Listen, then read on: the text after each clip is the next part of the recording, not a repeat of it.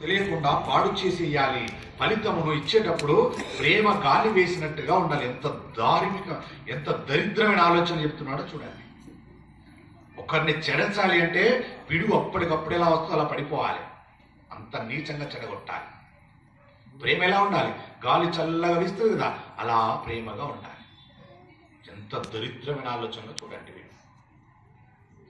రాజా చిన్నవాడు నన్ను ఏమి చేస్తాడులే అని శత్రువుని వదలకూడదు.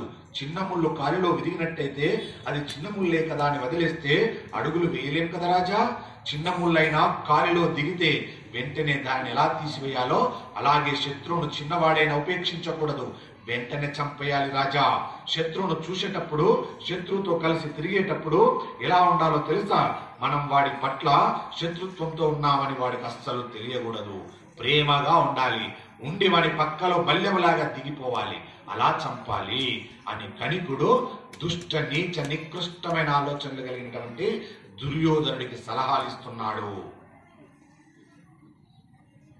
తదుపరి ఈ పనిని అంత్యేష్టి సంస్కారమందు చిట్ట చివరన చేస్తారు.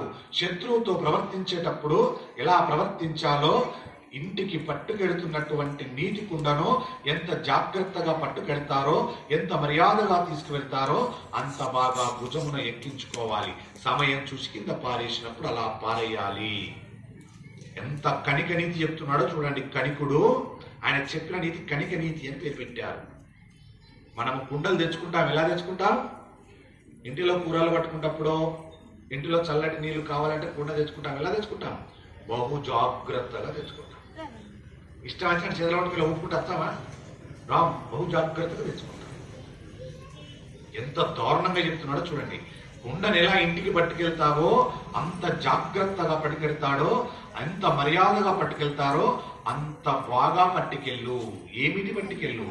నీ దరిద్రాన్ని. కణికుడు చెప్తున్న నీతి అది. జీవితంలో కవిత్రయం అంటే వాల్మీకి, వ్యాసుడు వ్రాసినటువంటి వాగ్మయం చదవగలిగితే చాలు. వాటిని చదవటానికి ఒక జీవిత కాలం చాలదు. ఎన్ని జన్మలెత్తినా చాలదు. ఎన్ని ధర్మ సూక్ష్మాలు ఎన్నెన్ని ఉన్నాయో ఎన్నని చదవగలం, ఎన్నని చెప్పగలం. మహాత్ములు అంత గొప్పగా ధర్మ సూక్ష్మాలు ఇచ్చారు. కాబట్టి అంత గొప్ప వాగ్మయం, అటువంటి గొప్ప పుస్తకములు మీకు కష్టంలో తట్టుకునే శక్తిని, సుఖములో మిడిసిపడకుండా ఉండగల విగ్రహమును ఇస్తాయి, శాంతినిస్తాయి. కాబట్టి వినేటప్పుడు, చదివేటప్పుడు ఎలా ఉండాలో భారతం మనకంత జాగ్రత్తగా చెబుతుంది. నిజంగా ఒక మహాత్ముడు వృద్ధిలోకి రావాలి అంటే, ఒక పిల్లవాడైనా, ఒక పిల్లదైనా, ఒక మనుష్యుడైనా వృద్ధిలోకి రావాలంటే జ్ఞానము గల్ల పుస్తకముని నేస్తమైతే, ఆ పుస్తకాన్ని ఎప్పుడు చదవడమే పట్టుకుంటే నీకు ఏ గురువు లేకుండా నువ్వు జ్ఞానివైపోతావు. పుస్తక జ్ఞానం అంత గొప్పది. ఆ పుస్తకం ఇప్పుడున్న స్థానంలో జ్ఞానాన్ని పంచిదే ఉండాలి. పుస్తకం చదువుమన్నామని దరిద్రమైన పుస్తకాలు తెచ్చి చదవకూడదు. తెచ్చుకో. అవలీలగా జీర్ణమైనటువంటి పుస్తకాలు ఉన్నాయి ఇప్పుడు పుస్తక ప్రపంచంలో. మంచి రామాయణం ఉంది, మంచి భాగవతం ఉంది, మంచి భగవద్గీతలు ఉన్నాయి, అర్థవంతమైన తెలుగులో ఉన్నాయి. ఇన్ని రోజుల నుండి మనం భారతం వింటున్నాం. ఎక్కడైనా ఒక్క శ్లోకం మనకి ఇబ్బంది కలిగినట్టు చెప్పాడా గురుగారు? ఎంత వివరంగా చెప్తున్నాడు మనకు. ఏ జ్ఞానము లేని వారు కూడా అవలీలగా జీర్ణం చేసుకునే రకంగా చెబుతున్నారు. ఇలాంటి గ్రంథాలు ఉన్నాయి. ఇలాంటి గ్రంథాలు తెచ్చుకో, ఇలాంటి గ్రంథాలు కొనుక్కో, ఇలాంటి గ్రంథాలు చదవడం అలవాటు చేసుకో. ఇలాంటి గ్రంథాలను నీ నేస్తాలుగా భావించుకో. ఇలాంటి కణిక నీతి చెప్పేవాడిని దగ్గరికి రానివ్వకు. ఇలాంటి వాడు ఎప్పుడో అప్పుడు నీ కొంపను కొల్లేరు చేస్తాడు, నీ సంసారాన్ని రొడ్డు పాలు చేస్తాడు, నిన్ను అగ్గిపాలు చేస్తాడు. తస్మాత్ జాగ్రత్త అని ఇన్ని రోజుల నుండి మొత్తుకుంటే మా ఇండ్లలో ఆస్తులన్నీ తరిగిపోతాయని ఇప్పటికి 100 పుస్తకాలు బుక్ చేసుకోలేదు మహాత్ములు, మహనీయులు. పేరుకేమో గొప్ప ఆదర్శవంతమైన ఘర్షకుర్తి గ్రామం, పేరుకేమో ఇంతమంది తరలొచ్చి మహాభారతాన్ని వింటున్నారు. 100 అంటే 100 గ్రంథాలు బుక్ చేసుకోలేదంటే ఎంత దౌర్భాగ్యంలోనో చూడండి.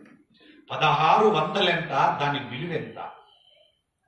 నువ్వు సుఖపడటానికి ఖర్చు పెట్టినంత విలువ కాదు.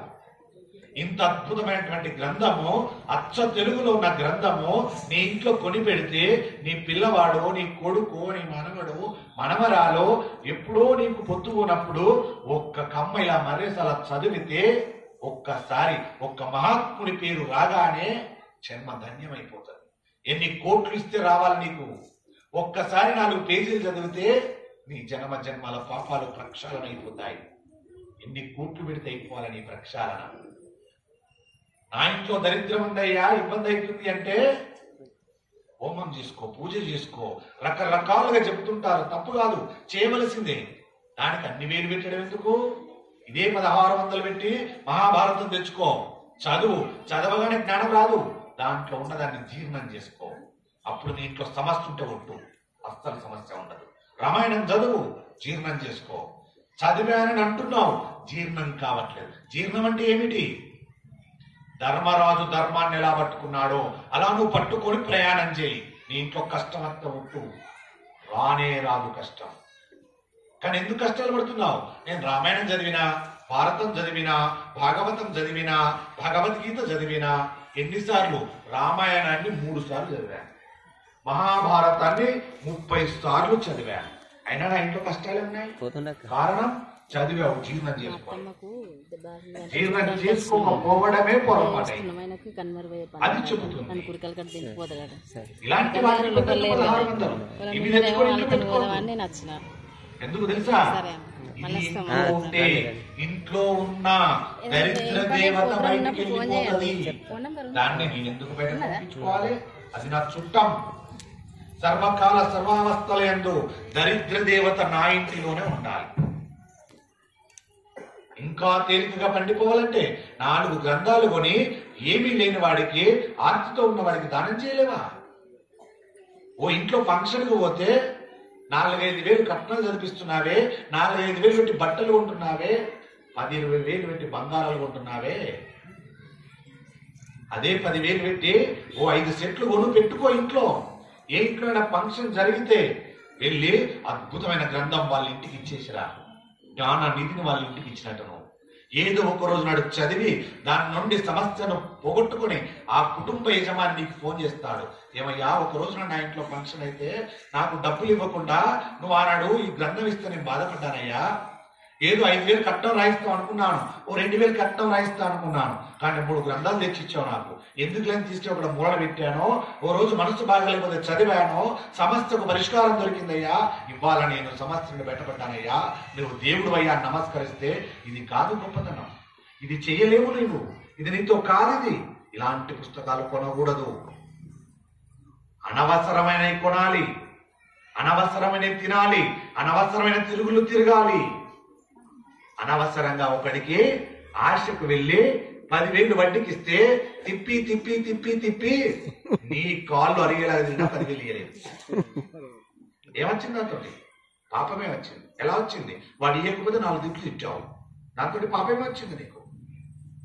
10,000 పెట్టకు, ఇక్కడ 5,000 పెట్టు. 5,000 పెట్టనయ్యా, నేను చాలా బీదవాడిని. 1,600 పెట్టి ఒక్క గ్రంథం తెచ్చుకో, గొప్పవాడిని అయిపోతావు. అలాంటి పుస్తకాలతో నీవు స్నేహము చెయ్యి. అలా చదివేటప్పుడు, వినేటప్పుడు ఎలా ఉండాలో చెబుతుంది.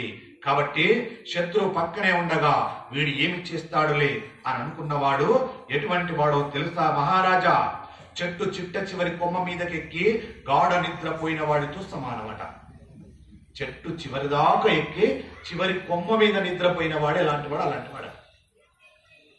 శత్రువు పక్కనే ఉండగా వీడు ఏమి చేస్తాడులే అనుకున్న వాడి గుణం అలా ఉంటుందట. అలా చెప్తున్నాడు. దుర్యోధనుడు ఏ కోణంలో ప్రశ్న వేశాడో అదే కోణంలో కణికుడు సమాధానం చెప్పాడు. ఇప్పుడు కణికుడి సమాధానం దుర్యోధనుడు ఒక ప్రణాళిక వేసుకోవటానికి బాగా పనికొచ్చింది. కొందరంతే, కొందరు సలహాలు చెప్తే వాళ్ళు చెప్పినట్టు చెయ్యం, కానీ మనకు కొత్త సలహా వస్తుంటది, దరిద్రమైన సలహా. అదే మంచి సలహాలు ఇస్తే ఇంకో దరిద్రమైనటువంటి సలహాలు వస్తూ ఉంటాయి, ఆలోచనలు వస్తూ ఉంటాయి. ఇవాళ మహాభారతం విందాం పదా అంటే బ్రతుదాకు ముచ్చట పెట్టుకున్నారు. ఇవాళ ఖచ్చితంగా వెళ్ళాలని వెళ్దామనేసరికి వదిన గారు, అన్నగారు వెళ్దామా అని ఫోన్ చేస్తే, అబ్బా అర్జెంట్ ఒక పని వచ్చింది, నువ్వు వెళ్ళు, నేను తర్వాత వస్తాను. నేను వచ్చాను, ఆయన రాలే. దరిద్రంలో ఎక్కడో కూర్చొని తింటున్నాడు, తాగుతున్నాడు. ఆమె రాలే, ఎక్కడో టీవీలో సీరియల్ చూసుకుంటూ చూస్తా ఉన్నది. ఏం పొందావు? ఏమి పొందాలి, దరిద్రాన్ని తెచ్చుకున్నావు. ఇలా ఉంటుంది కనికనిది జాగ్రత్త. మన పక్కనే ఉంటారు, చెడగొట్టడానికి జాగ్రత్త అంటున్నారు. ఇప్పుడు ఈ దుర్యోధనుడు ఈయన ప్రణాళిక వేసుకొని అది అమలు కావడానికి ఒకరి సహాయం అవసరం. అది ఎవరి సహాయం అంటే తండ్రి గారి సహకారమును అభ్యర్థించాలనుకున్నాడు దుర్యోధనుడు. అనుకొని తండ్రి దగ్గరికి వెళ్ళాడు. వెళ్ళి ఎంత చమత్కారంగా అన్నాడంటే అంత చమత్కారంగా మాట్లాడుతున్నాడు. నాన్నగారు ఇప్పుడు వచ్చేది, ఇంతకు ముందు మాట్లాడలే. ఎందుకు? అక్కడ కోపం. ఇప్పుడు అవసరం వస్తే అమ్మా అని తీయగా మాట్లాడతారు. అవసరం వస్తే నాన్నగారు అని పిలుస్తారు, బాపు అంటారు. అవసరం లేకుండా అన్ని తెచ్చి దగ్గర పెడతారు. అదే అవసరం ఉన్నప్పుడు తండ్రికి, ఏరా నాన్న కాసిన నీళ్ళు దేరా అంటే, నువ్వు పనంది నాకు తెచ్చుకోపో. ఏం పని చేస్తున్నావు? పీకుడు పని. కూర్చొని ఏం పని చేస్తున్నావు? ఓ తెచ్చుకోపా. వీడేదో అక్కడ వెళ్ళి పెద్ద ఏదో పెడతాడు పని. ఇలా ఉంటారు కొందరు. తస్మాత్ జాగ్రత్త, ఏలన చేయకు. ఇప్పుడు వెళ్ళి నాన్నగారు మీరు ధర్మరాజుని యువరాజుగా కూర్చోబెట్టారు. బాగా జాగ్రత్తగా పట్టుకోండి ఈ మాటలను. ఇవన్నీ మన గురించే మాట్లాడుతున్నారు. మనం ఆలోచించే తీరే, మన పక్కన ఉండవాళ్లే.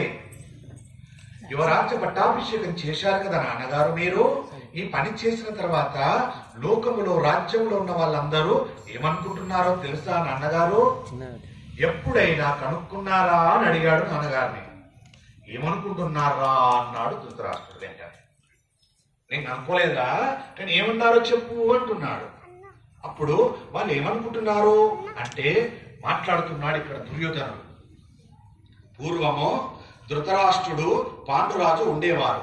ధృతరాష్ట్రుడికి కళ్ళు లేవు. ప్రజలు మాట్లాడుతున్న విషయాన్ని దుర్యోధనుడు తెచ్చి తండ్రి గారికి చెప్తున్నాడు. ఇది పెద్ద అబద్ధం, నిజం కాదు ఇది, కానీ తండ్రి గారితో అబద్ధాన్ని చెబుతున్నాడు. ఇది పట్టుకోవాలి మనం. కాబట్టి ఎప్పుడు ఆయన రాజ్య రక్షణ చేయలేదు. ఆనాడు మహానుభావుడు పాండురాజు గారు రాజ్య రక్షణ చేశాడు. ధృతరాష్ట్రుడు చేయలే, కళ్ళు లేనివాడు. కాబట్టి ఆ పాండురాజు గారి తేజస్సు ఎటువంటిదో, ఆయన ఎంతటి మహానుభావుడో అటువంటి మహానుభావుడు ఆ పాండురాజు కుమారుడు. ఆ పాండురాజు ఎంత గొప్పవాడో అంతే గొప్పవాళ్ళు ఈ పాండురాజు కుమారులు పాండవులు. ఆ పాండురాజు గారి పెద్ద కుమారుడు ఉన్నాడే, ధర్మరాజును తీసుకువచ్చి సింహాసనం మీద కూర్చోబెట్టడం ద్వారా ధృతరాష్ట్రుడు చాలా చాలా చాలా చాలా మంచి పని చేశాడు అని అంటున్నారు నాన్నగారు. ధర్మరాజును తీసుకొచ్చి సింహాసనం మీద కూర్చోబెట్టడం ద్వారా ధృతరాష్ట్రుడు మంచి పని చేశాడయ్యా. ఎందుచేతనంటే ధృతరాష్ట్రుడు ఎలాగో రాజ్యమును రక్షించలేడు, భీష్ముడు రక్షించగలిగిన వాడే ఉండి సింహాసనం మీద కూర్చోలేడు. ఆయన ప్రతిజ్ఞ లాంటిది. ఇటువంటప్పుడు రాజ్యమును పరిపాలించి మనలందరినీ కన్నబిడ్డల వల్ల చూసి పాండురాజు గారి పెద్ద కొడుకును ధర్మరాజును రాజును చేశాడయ్యా, యువరాజును చేశాడయ్యా, సరైన నిర్ణయం తీసుకున్నాడయ్యా మహారాజు అని పొంగిపోతున్నారు నాన్నగారు. ఎంత మంచి పని చేశారు అంటున్నారు ప్రజలు. ఇప్పుడు మీరేమి చేశారు? ఆయనను అక్కడ కూర్చోబెట్టడం వలన ప్రజలు రోజు ధర్మరాజును పాండవులను పొగుడుతున్నారు. ఇక్కడ మళ్ళా అతని యొక్క విషయాన్ని కక్కుతున్నాడు దుర్యోధనుడు. తన ఎందున్న విషయాన్ని కక్కుతున్నాడు. ఇక్కడ ఎంత నీచంగా మాట్లాడుతున్నాడో చూడండి. ప్రజలు రోజు పాండవులను కీర్తిస్తున్నారు, పొగుడుతున్నారు. ఆ ప్రజలందరూ పాండవులకు దగ్గరవుతున్నారు. ప్రజలలో వీరి యొక్క ప్రాబల్యము పెరిగిపోతుంది. ఎక్కడికి వెళ్ళినా నాకు వినబడుతున్నటువంటి మాటలు నా చెవులకు బల్లెములు తగిలినట్టుగా తగులుతున్నాయి, శూలాలు వేసి కొట్టినట్టుగా తగులుతుంటే ఎంత దారుణంగా ఉందో చూడండి. వీడిలో ఈర్ష్య. ఎంత గొప్పగా మాట మాట్లాడినట్టే మాట్లాడి వెంటనే విరిచి చెప్తున్నాడు. నాన్న నాకెంత బాధగా ఉన్నదో తెలుసా? అసలు సింహాసనం మీద నేను కూర్చుందామనుకున్నాను, మీరు నన్ను కూర్చోబెట్టలేదు, ధర్మరాజుని కూర్చోబెట్టారు. ఇప్పుడు జనుల యందు కూడా వారికి అంత కీర్తి వచ్చేస్తుంది. వాళ్ళ కీర్తి వస్తే నేను ఎక్కడ పోవాలి, నువ్వెక్కడ పోవాలి? మనం ఏమైతాం? దాసులం అయిపోతాం. ఎంత పని చేసావు నాన్నగారు అని అడిగాడు. మీరు న్యాయం చేస్తున్నారు అనుకుంటున్నారా? న్యాయం చేయట్లేదు నాన్నగారు. మీరు ప్రతి మాటకు నాన్నగారు అంటున్నాడు వెనక ముందు. ఎందుకు? ప్రలోభానికి లోన్ చేస్తున్నాడు. అప్పుడు ధృతరాష్ట్రుడు అంటున్నాడు, నేను కళ్ళు లేని వాడినరా, నన్ను అసలు పాండురాజు పట్టించుకోనక్కర్లేదు, ఒక మూల పారేసి పలకరిస్తే పోయేది, కానీ ఆ రోజులలో నన్ను పక్కకు పారేలేదురా పాండురాజు, మీ చిన్నన్న గారు అలా పడేయలేదురా నన్ను. ఓ మూల పారేస్తే పడిపోయేది, నన్ను పడేలే, కానీ నన్నే రాజుగా చేసి ప్రవర్తించాడు. తమ్ముడైన పాండురాజు అసలు నన్ను అడగకుండా ఏమీ చేసేవాడు కాదు, నాకు చెప్పకుండా ఏ పని చేసేవాడు కాదు, నాకు నమస్కరించకుండా ఏ పని ప్రారంభం చేసేవాడు కాదు.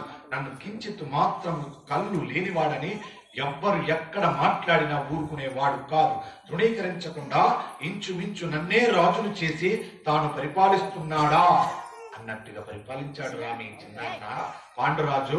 అంతటి మర్యాద కలిగిన వాడు కాబట్టి పాండురాజు రాజుగా ఉన్నంత కాలంలో ఎప్పుడైనా ధర్మాన్నే పట్టుకున్నాడు, ఆ ధర్మాన్ని విడిచిపెట్టలేదు. కానీ సింహాసనం మీద ఆ పరిపాలన యందు అతను మంచి పేరే తెచ్చుకున్నాడు రామి చిన్నాన్న పాండురాజు. ఇదంతా పొగుడుతున్నారని మీరు అనుకుంటున్నారేమో. ఎవరు? ధృతరాష్ట్రుడు పొగుడుతున్నాడు ఎవరిని? పాండురాజు అన్నట్టే ఉందా? ఇప్పుడు బయటపడతారు చూడండి. ఇలా అనుకోకండి, తగు జాగ్రత్త, పడిపోతారు, పప్పులో కాలేస్తారు, గమ్మత్తుగా బయటపడతాడు అని చెబుతున్నారు ఇక్కడ చూడండి. అన్నయ్య, నువ్వు భరతకుల శ్రేష్ఠుడు అంటూ తాను దిగ్విజయ యాత్ర చేసి ఎందరో రాజులను ఓడించి తన కనక రాసులను తీసుకువచ్చి ఇక్కడ పోసి పోషాగారాలు నింపి నా చేత యజ్ఞ యాగాది క్రతువులు చేయించాడు.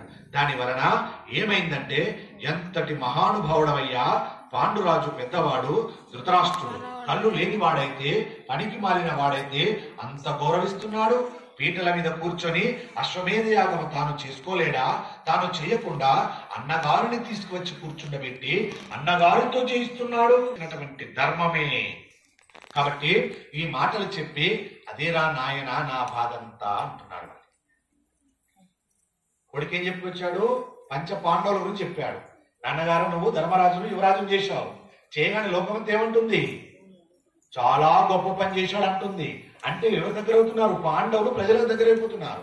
అప్పుడు నేనేమైపోవాలి, నువ్వేమైపోయాలి అని కొడుకు ఆ పిల్లల గురించి మాట్లాడితే తండ్రి తమ్ముడి గురించి మాట్లాడాడు. అరే, ఆ రోజుల్లో నిజమేరా, ఆ రోజుల్లో పాండురాజునే కీర్తించారు. నా బాధంతా అదేరా. అప్పుడు నాకు బాధ ఉంటారా లోపల? నన్ను కీర్తించే వాళ్ళు లేరు అప్పుడు. కానీ నాకు సపోర్ట్ లేదు, కళ్ళు లేని వాడను, ఏమి చేయలేకపోయాను. నీలో ఎంత బాధ ఉందో నాలో అంతే బాధ ఉందిరా అని ఇక్కడ బయటపడుతున్నాడు ధృతరాష్ట్రుడు. ఇదేరా నాయన నా బాధంతా, నీకే కాదు నాకు కూడా వాళ్ళని సింహాసనం మీద నుండి తీసేద్దామనే ఉందిరా. కానీ సమయం చిక్కట్లేదు. ఎందుకు? పాండురాజు ఆ కోణములో పరిపాలన చేశారు. దాన్ని మించి మీ పినతండ్రిని మించి 5 కుమారులు పుట్టారా ధర్మాన్ని పట్టుకోవడానికి. ఇప్పుడు వాళ్ళకి ఏమన్నా జరిగితే మనం బ్రతకలేము. కానీ ఏమి చేద్దాం? ఎలా? ధర్మరాజు నీకన్నా పెద్దవాడు, పాండురాజు కుమారుడు. అతనికి ఇవ్వకపోతే భీష్మ, ద్రోణ, విదురాది పెద్దలు ఒప్పుకుంటారా? ఒప్పుకోరు. వాళ్ళని కాదని మనము అంతఃపురంలో ఉండగలమా? ఉండలేము. మనల్ని వీధిలోకి ఈడ్చేస్తారు. మనం ఇక్కడ ఉండి కుట్ర చేయాలి. కానీ వీధిలో ఉండి చేసేదేముందిరా? ఇక్కడ ఉండి కుట్ర చేయాలి. కొందరు ఉంటారు, దరిద్రులు ఉంటారు. కొందరు ఆ ఇంటిలో ఉంటారు, ఆ ఇంటిలో తింటారు, ఆ ఇంటిలో పడుకుంటారు, ఆ ఇంటిలోనే ఎసరు పెడతారు, ఆ ఇంటినే చాలా దారుణంగా మోసం చేస్తారు. మనమేమనుకుంటాం? మంచివాడు కదా, మాకు ఇంత ఉపకారం చేస్తున్నాడు కదా, ఇంట్లోనే ఉన్నారు కదా అని మనం నమ్ముతాం. ఇలా ధృతరాష్ట్రుణ్ణి నమ్మినట్టుగా. తస్మాత్ జాగ్రత్త హెచ్చరిస్తుంది. ఎవరిని ఎంతవరకు ఉంచాలనో అంతవరకే ఉంచుకో. అంతకు మించి ఉంచుకున్నావా, నెత్తిన పెట్టుకున్నావా, నీ నెత్తిలో నిప్పు పెట్టిపోతాడు. జాగ్రత్త. నీ నెత్తిలో నిప్పు పెట్టడం నీకు కనబడదు, అది అంటుకున్న తర్వాత కనబడుతుంది. ఓ, పెట్టినవాడు ఎవడున్నాడు నెత్తిలా? నెత్తులు ఎక్కించుకున్నాడు, వాడే పెట్టాడు. వాడిప్పుడు దొరుకుతాడా? దొరకడు. తగు జాగ్రత్త అని చెబుతుంది. ధృతరాష్ట్రుణ్ణి అడ్డు పెట్టి మనకు ఇక్కడ ధర్మము. కాబట్టి మనం ఇక్కడే ఉండాలిరా, ఇక్కడ ఉండి కుట్ర చేయాలిరా, కానీ వీధిలోకి వెళ్ళి చేయకూడదురా. అందుకని వాళ్ళ దగ్గర ధృతరాష్ట్రుడు ధర్మంగా ఉన్నాడని అనిపించుకోవడానికి ధర్మరాజుని సింహాసనం మీద కూర్చోబెట్టాను అని ఇక్కడ కక్కేశాడు. ఎవరి దగ్గర అనిపించుకోవడానికి? ప్రజల దగ్గర అనిపించుకోవడానికి. లోపల దుర్యోధనుడి కంటే ఎక్కువ ఉంది ఇక్కడ ధృతరాష్ట్రునికి, కానీ బయటపడతలేడు. బయటపడకుండా, ప్రజల నుండి విముఖత రాకుండా అలా ఉండిపోయాడు, మాట్లాడుతున్నాడు. అందుకు ధర్మరాజుకి యువరాజ్య పట్టాభిషేకం చేశాను, అందుకని ధర్మరాజుని పాండవులని తీసేయడం కుదరడం లేదురా అన్నాడు ధృతరాష్ట్రుడు. తండ్రి ఎక్కడైనా అధర్మమును ఆపే ప్రయత్నం చేస్తే కొడుకు ఇంకొకసారి ఇలాంటి మాట చెప్పడు. తండ్రి అలా అధర్మంగా మాట్లాడితే ఇంకా కొడుకు ఎందుకు మాట్లాడు? దుర్యోధనుడికి అదను దొరికేసింది. ఇంకొక అడుగు ముందుకు వెళ్ళాడు. ముందుకు వెళ్ళి మాట్లాడుతున్నాడు దుర్యోధనుడు. ఇంటిలో తండ్రికి సిగరెట్ తాగే అలవాటు ఉంది, కానీ కొడుకు చూస్తున్నాడు. కొడుకు చూస్తలేడని తండ్రి అనుకుంటున్నాడు. తండ్రి అప్పుడప్పుడు వెళ్ళి జూదం ఆడొస్తాడు, పత్తాలు ఆడతాడు. కొడుకు గమనిస్తున్నాడు, కానీ తండ్రికి తెలియదు. వాడు చూస్తలేడు, చిన్నపిల్లవాడు అనుకుంటున్నాడు. అనుకుంటే ఇలా కాలం గడిచింది. ఆ కొడుకు కాస్త 5 ఏళ్ల పిల్లవాడు 15 ఏళ్ల పిల్లవాడు అయ్యాడు. ఈ 15 ఏళ్లలో వాడు వెళ్ళి అదే పనులు చేస్తున్నాడు. ఒక రోజు ఎవడో వచ్చి చెప్పాడు, నీ కొడుకు పలానా చెట్టు కింద కూర్చొని సిగరెట్ తాగుతున్నాడయ్యా అన్నాడు. ఇప్పుడు నీ ధర్మం ఏమైపోయినట్టు? నువ్వేం నేర్పినట్టు నీ కొడుకు? అదే నీవు ఇంట్లో కూర్చొని పని లేనప్పుడు ఒక గ్రంథము తీసి మహాభారతమో రామాయణమో భగవద్గీతనో భాగవతమో తీసి 4 పేజీలు చదువుతుంటే వాడు అటుపోయేవాడు ఇటు వస్తే, నాన్నగారు ఏం చేస్తున్నారండి, ఎప్పుడు చూడు ఏదో గ్రంథం ముందు పెట్టుకుని చదువుతారు, పని లేనప్పుడల్లా ఇలా చదువుతుంటారు ఎందుకు మీరు? భారతం రా నాన్న, జీవితాలు రా నాన్న, భాగవతం రా, చదవాలిరా, కూర్చోరా, ఇందులో ఉన్న 4 విషయాలు చెప్తాను వినరా అని గనక ఇది అలవాటు అయితే, ఇలా అలవాటు చేస్తే 15 ఏళ్ళకి ఆ కుమారుడు ఏమవుతాడు? నిన్ను మించిన ధర్మాత్ముడు అవుతాడు. దేనికి? దానికి ఉపయోగం. ధర్మాత్ముడైతే. పాపాత్ముడైతే కోట్లు సంపాదిస్తాడు, ధర్మాత్ముడైతే ఏమీ సంపాదించాడు. ఇది ఇప్పుడున్నటువంటి నీతి, ఇప్పుడు జరుగుతున్నటువంటి తతంగాలు. 10 మందికి ఉపయోగపడవు వాడవుతాడు. దానివల్ల నీ జన్మ సార్థకమవుతుంది, నీ వంశం సార్థకమవుతుంది. అది నేర్పు, అంతే తప్ప ఈ రకంగా చెడు అలవాట్లు పెట్టుకొని నేను చేస్తున్నాను, నా పిల్లలకు తెలియదు, నా భార్యకు తెలియదు అని ఎన్ని రోజులు దాచిపెడతావు? ఎక్కడో ఒక్కరోజు బయటపడతావు. పడ్డనాడు నీ విలువ ఎక్కడుంది, నీ ధర్మం ఎక్కడుంది? పోను. నీ చెడలవాట్లను చూసి నీ భార్య చెడలవాట్లలోకి వెళ్ళిపోతారు, నీ పిల్లలు చెడలవాట్లలోకి వెళ్ళిపోతారు, నీ కుటుంబమే రూటు పాలైపోతుంది. ఒక్క యజమాని ధర్మాన్ని తప్పిపోతే కుటుంబమే రోడ్డున పడిపోతుంది. అందుకే యజమాని తేజోవంతుడై ఉండాలి. అందుకే యజమాని తేజోవంతుడు కావాలంటే ఖచ్చితంగా బ్రహ్మ ముహూర్తంలో నిద్ర లేవాలి యజమాని. ఖచ్చితంగా స్నానం ఆచరించాలి, ఖచ్చితంగా దీపారాధన చేయాలి ఇంటి అందు. ఖచ్చితంగా ఆదివారం మధుమాంసాలు విసర్జించాలి, ఆదివారం మత్తు పదార్థాలు ఉండకూడదు. ఇలా యజమాని ఆచరిస్తే ఖచ్చితంగా యజమానికి తేజస్సు వస్తుంది. ఆ తేజస్సు ఆ భార్యను, ఆ బిడ్డలను, ఆ కుటుంబాన్ని, ఆ వాడను, ఆ ఊరును, ఆ మండలను, ఆ జిల్లాను, ఆ రాష్ట్రాన్ని, ఆ దేశాన్ని, ఈ సృష్టినే తేజోవంతంగా ఉంచగలుగుతాడు, పేరెళ్ళగలుగుతాడు. ఎక్కడ మొదలైంది ఎక్కడికి వెళ్ళిందో చూడండి. ఇదద్దు, మనకి దక్కర్లే. ఈ ధర్మాలద్దు. ఆరాంసే తెల్లవారేదాకా కాళ్ళు చాపుకొని పండాలి. ఇంటిల్లిపాదంతా పొరపాటున మీ ఇళ్లలో తూర్పు వైపుగా కాళ్ళు చేసి పడుకునే అలవాటు ఉన్న వాళ్లకు దరిద్రం వెంటనే వచ్చేస్తుంది. ఆ ఇంట్లో అసలు సమస్యలు అనేటువంటివి అనేక ఉంటాయి, మీరు చూసుకోండి.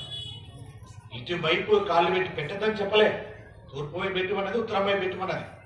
కానీ పొరపాటున మనకు ఉత్తరానికి పెట్టే వెసులుబాటు లేదు, తూర్పు వైపు పెట్టి ఇలా ఉన్నాయి రూములు మన దగ్గర. కాబట్టి తూర్పు వైపు కాళ్ళు పెట్టాం. సూర్యుడు పొడిచేదా కూడా నిద్రలేము, ఆ దరిద్రం అలవాటు మనకు. సూర్యుడు భగవానుడు వచ్చేశాడు, భానుడు. నేను అలాగే కాళ్ళు జబ్బు పడుకున్నాను. ఆయన చూడదేముంది, ఏ సందులకి నచ్చి ఇంట్లో పడతాడు, చూస్తాడు. ఎవడు రా వీరు? ఓ ఇంటి యజమానట వీడు. ఏముందిరా వీడికి? చాలా పుణ్యం ఉంది, పుణ్యాన్ని నేను తింటే పాపాన్ని వీడికి ఇచ్చేస్తా అని వెళ్ళిపోతాడట. కోట్లున్నాయి, పుణ్యం అంటే కోట్లు ఇప్పుడు నా భాషలో. నీ ₹1,00,00,000 తరుగుతూ పోతాయి కానీ పెరుగవు.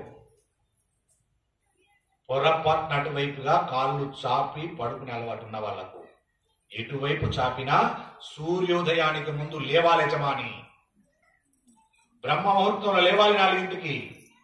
తేజస్సు అలా వస్తుంది. కాబట్టి ఆ రకంగా నాన్నగారు మీకు కళ్ళు లేవు, పాండురాజు సింహాసనం మీద కూర్చున్నాడు కాబట్టి రాజ్యలక్ష్మి పాండురాజుకు వెళ్ళింది. మీకే కళ్ళుంటే ఈ దరిద్రం లేకపోను. ఇప్పుడు కొడుకు తండ్రి చెడ్డ పని చేస్తే కొడుకుంటాడా? కొడుకు ఇంకో మాట చెప్తున్నాడు. తండ్రి ఇంట్లో కూర్చొని సిగరెట్ కాలిస్తే కొడుకేమన్నాడు?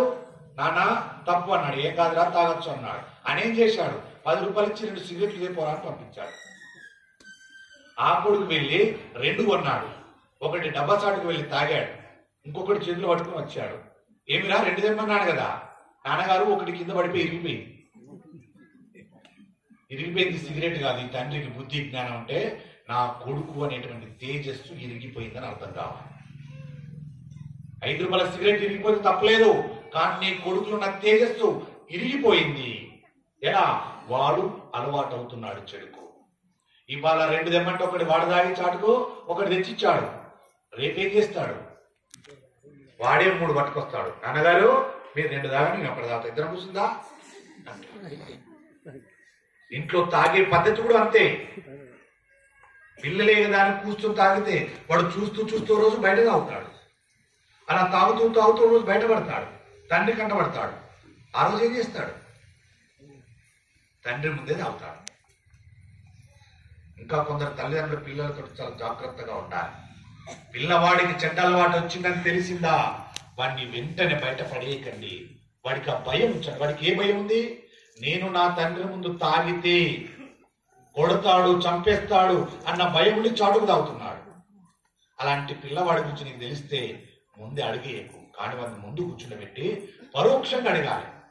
అరే నా మిత్రుని యొక్క కుమారుడు ఉన్నారా, వాడు సిగరెట్ తాగుతాడట్రా, మందు తాగుతాడట్రా, వాడు తాగి మొన్న వానికి క్యాన్సర్ వచ్చిందిరా, గడ్డలైనరా లోపల, వాడి మెదడు దెబ్బతిన్నదిరా, వానికి ఆపరేషన్ చేయాలనట్రా, నోట్లో పుంటయ్యాయిరా అని 4 మాటలు చెప్పి వాడు ఇప్పుడు హాస్పిటల్లో ఉన్నారా, చాలా బాధగా ఉందిరా. కానీ నా కుమారుడు అలా కాదని చెప్పానురా, నేను నీ గురించి గొప్పగా చెప్పానురా, నీ దగ్గర అలాంటి అలవాట్లు ఏమని చెప్పానురా. కానీ నా మిత్రుడి కుమారుడు తాగి అలా అయిపోయారా, భ్రష్టు పెట్టిపోయారా అని ఇలా రోజు చెప్పాలి కుమారుడు దగ్గర. 5వ రోజు ఎందుకు మారాడండి కుమారుడు? ఎందుకు మారుతాడు? నా తండ్రి ధర్మాన్ని పట్టుకున్నాడు, నా తండ్రి నా మీద ఇంత నమ్మకం ఉన్నది, నా తండ్రికి నేను ద్రోహం చెయ్యను అని మారుతాడు. అలా చేయరు చాలా తల్లిదండ్రులు. తెలిసిందా వెంటనే ముందు నిలదీసి ఏమి రా ఇలా చేసామని చెప్పని కొడతాడు. కొడితే వానికి ఏమైంది? ఇప్పుడు భయం పోయింది. వాడేం చేస్తాడు? రేపటి నుండి ఇంటిలోకి తెచ్చుకొని తాగుతాడు. మార్చాల్సిన పద్ధతి అలా ఉంటుంది. ఇక్కడ ధృతరాష్ట్రుడు అదే చేశాడు. నా దగ్గర కూడా నీలాంటి చెడ్డ గుణాలే ఉన్నాయిరా, నేను కూడా పాండురాజును అలా చేయాలనుకున్నా, కానీ చేయలేకపోయాను, కళ్ళు లేవు కదా. నీకున్నది ఇంతే, ఇక్కడ నాకు ఇంతుందిరా అన్నాడు. ఇప్పుడు తండ్రి దగ్గర ఇంతుందంటే కొడుకెత్తైతే ఇంత ఇక్కడ. అదే జరుగుతుంది ఇక్కడ మన ఇండ్లలో, అదే జరుగుతుంది. మనము జ్ఞానాన్ని నేర్పం పిల్లలకు. ఇప్పుడు పెద్ద ధర్మ సూక్ష్మం అని చెప్తారు. ఇదే మాటను ధృతరాష్ట్రుని అడ్డుపెట్టి, దుర్యోధను అడ్డుపెట్టి, తండ్రి కొడుకుని అడ్డుపెట్టి, ఇప్పుడున్న తల్లిదండ్రులకు 2 పిల్లలు కలిగారండి. వీళ్ళకి ఇంకా జాబ్ రాలే, కానీ పిల్లదో స్కూల్కి వెళ్ళడానికి సమయం అయిందండి. కానీ వీళ్ళు జాబులు తెచ్చుకోవడానికి ప్రయత్నాలు చేస్తున్నారు, చదువుతున్నారు, ఎగ్జామ్స్ రాస్తున్నారు. ఈ హడావిడిలో ఉండి పిల్లలను చక్కగా పట్టించుకోవాలి. చదువులలో ఉండిపోయారు. వాళ్ళు ఎప్పుడో తెల్లవారు తర్వాత లేచారు పిల్లలు. వాళ్ళే తయారయ్యారు, లేకపోతే అమ్మమ్మ నానమ్మ ఉంటే తయారు చేసి పంపించారు. ఇలా 3 ఏళ్ళు గడిచిందండి. ఆ పిల్లవాడికి 4 ఏళ్ళు ఉన్నప్పుడు స్కూల్ పంపించారు. 3 ఏళ్ళ దాకా ఈ పిల్లవాడు 7 ఏళ్ళు వచ్చింది. వీళ్ళకు జాబులు వచ్చాయి. 2 బిజీ అయిపోయారు తల్లిదండ్రులు. 1,00,000 సంపాదిస్తున్నారు.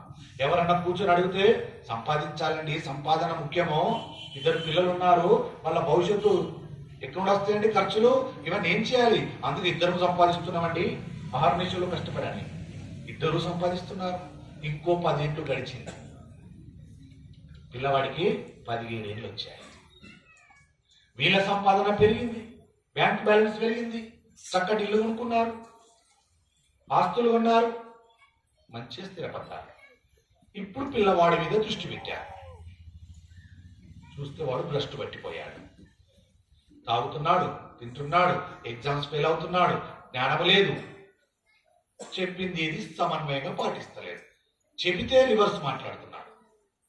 ఇప్పుడు పిల్లవాడికి జ్ఞానాన్ని ఇవ్వాలి అని ఏం చేస్తున్నారు?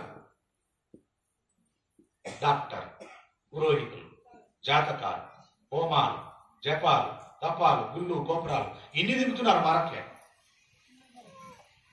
ఇప్పుడు సంపాదించిన ₹1,00,00,000 పెట్టి ఆ పిల్లవాడిని బాగు చేయగలవా? ఎంత దారుణమో చూడండి వ్యవస్థ.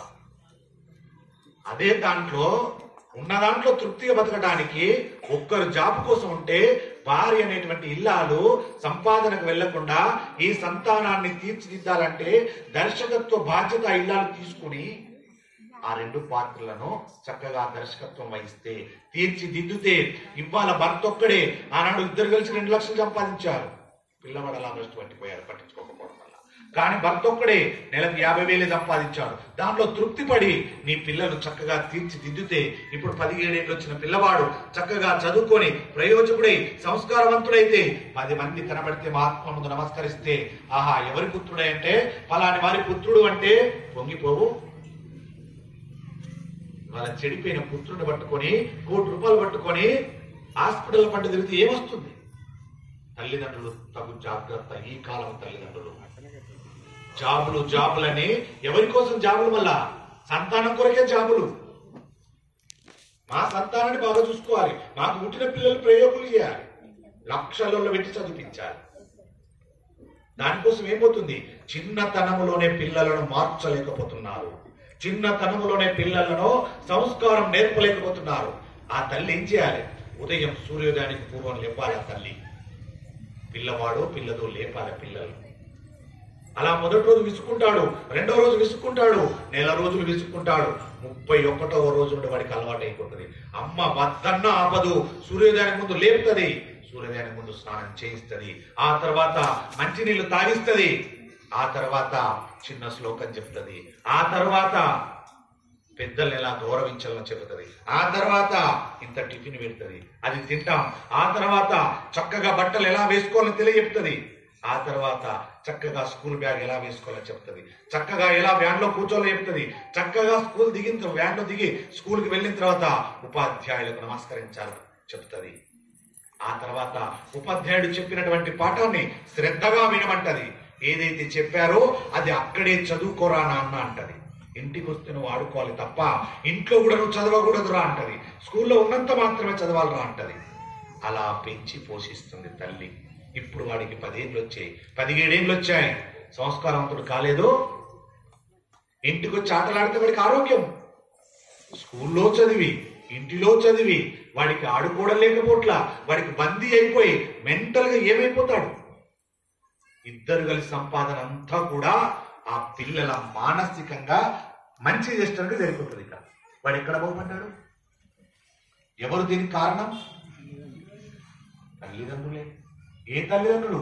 డిగ్రీలు, పీజీలు, పట్టాలు పొందిన వారు నెలకు ఇద్దరూ కలిసి 2 లక్షలు సంపాదిస్తున్న తల్లిదండ్రులు ఎందరున్నారో సిటీలో, ఎందరిళ్లలో చూశానో నేను.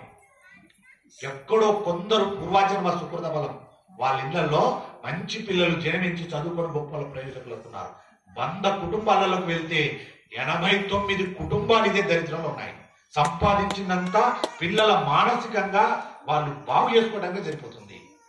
చివరికి వస్తే పిల్లలు చిన్నతనంలో ఉన్నప్పుడు సంపాదించి ఆస్తులు కొని పిల్లలు పెద్దవాళ్ళు అయిన తర్వాత వాళ్ళు బాగు చేయడానికి ఆస్తులను అమ్ముకుంటున్నారు. చివరికి వస్తే మళ్ళీ జీరో.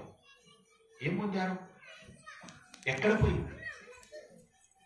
ఇదా దీని కొరకాను సంపాదించేది, దీని కొరకాను బ్రతుకున్నది, దీని కొరకా నీ యవ్వనాన్ని తాకట్టు పెట్టింది, దీని కొరక భార్యాభర్తల అనుబంధాన్ని కొనసాగించకుండా, భార్యాభర్తల సుఖాన్ని కొనసాగించకుండా, భార్యాభర్తల ఎన్నో ఇష్టాలను మట్టిపాలు చేసుకొని దీని కొరక చేసుకున్నది.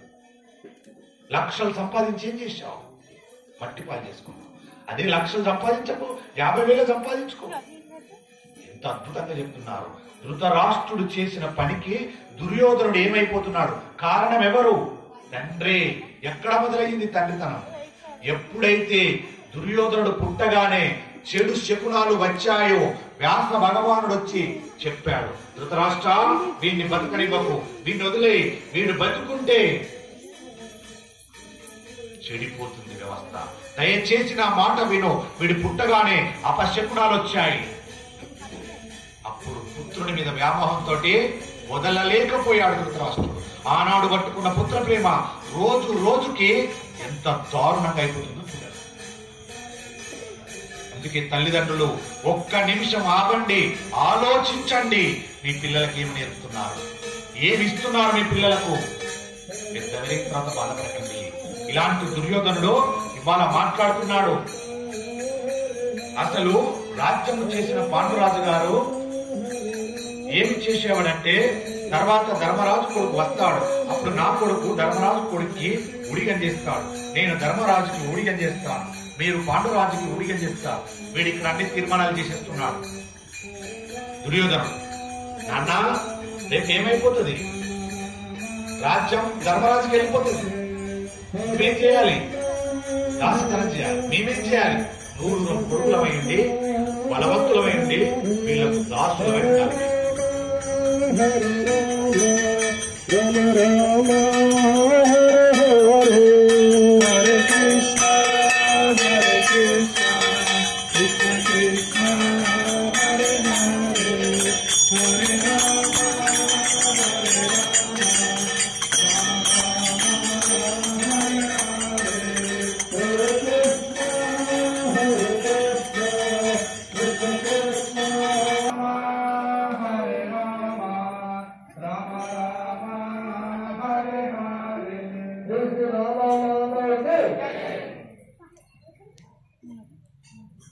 జై శ్రీరామ్. వీళ్ళ కుతంత్రాలు ఎంత దారుణంగా ఉన్నాయో చూడండి. తండ్రి కొడుకుల కుతంత్రాలు. ఒక తండ్రి కొడుకుతోటి మాట్లాడాల్సినటువంటి విషయాలు, కొడుకు దారి తప్పితే తండ్రి ఏం చెప్పాలి? వద్దురా నాన్న తప్పు అని చెప్పాలి. కానీ కొడుకుకే వంత పడుతున్నాడు. ఈ కొడుకు ఎంత దారుణంగా మాట్లాడుతున్నాడు చూడండి. నాన్నగారు, నేను ధర్మరాజుకి ఊడిగం చేస్తాను, మీరేమో ఇంతకు పూర్వం పాండురాజుకి ఉడిగం చేశారు. ఎప్పుడు మాట్లాడినా పాండురాజు గొప్పతనం గురించే మాట్లాడారు.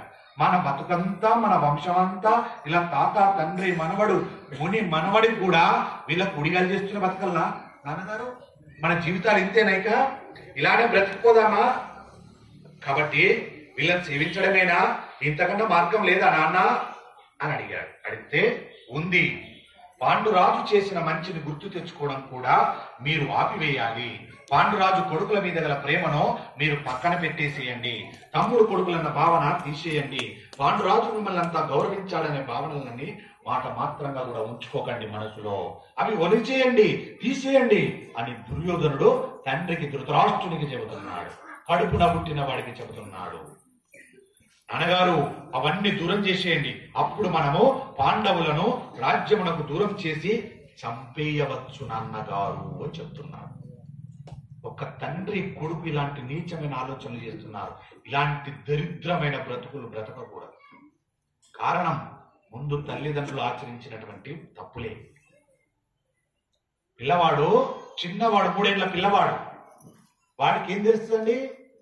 నేను ఇవాళ మంచిగా తెచ్చుకున్నాను, ఇంట్లో పెట్టుకున్నాను, వాడు ఆడుకుంటున్నాడు, అది పోసుకుంటున్నాను, తాగుతున్నాను. నా భార్య అన్నది, ఏమయ్యా పిల్లవాడి ముందు తాగుకు, పక్కకి ఇలా రూమ్లో తాగుతాం. వాడికేం తెలుస్తుందే, ఇంకా నేనేం చేస్తా, రారా నాన్న ఇంత తీసుకుని నోట్లో పోస్తా. బాగుందా? ఏమే ఫ్రై అయిందా? అయిందండి. పట్టుకొచ్చారంటే రారా అని వాడి 4 ఇంత పూసుకుంటాం. ఇప్పుడు వాడి లాలాచలం వెళ్ళిపోతుందండి. దీనికి అలవాటు పడదా?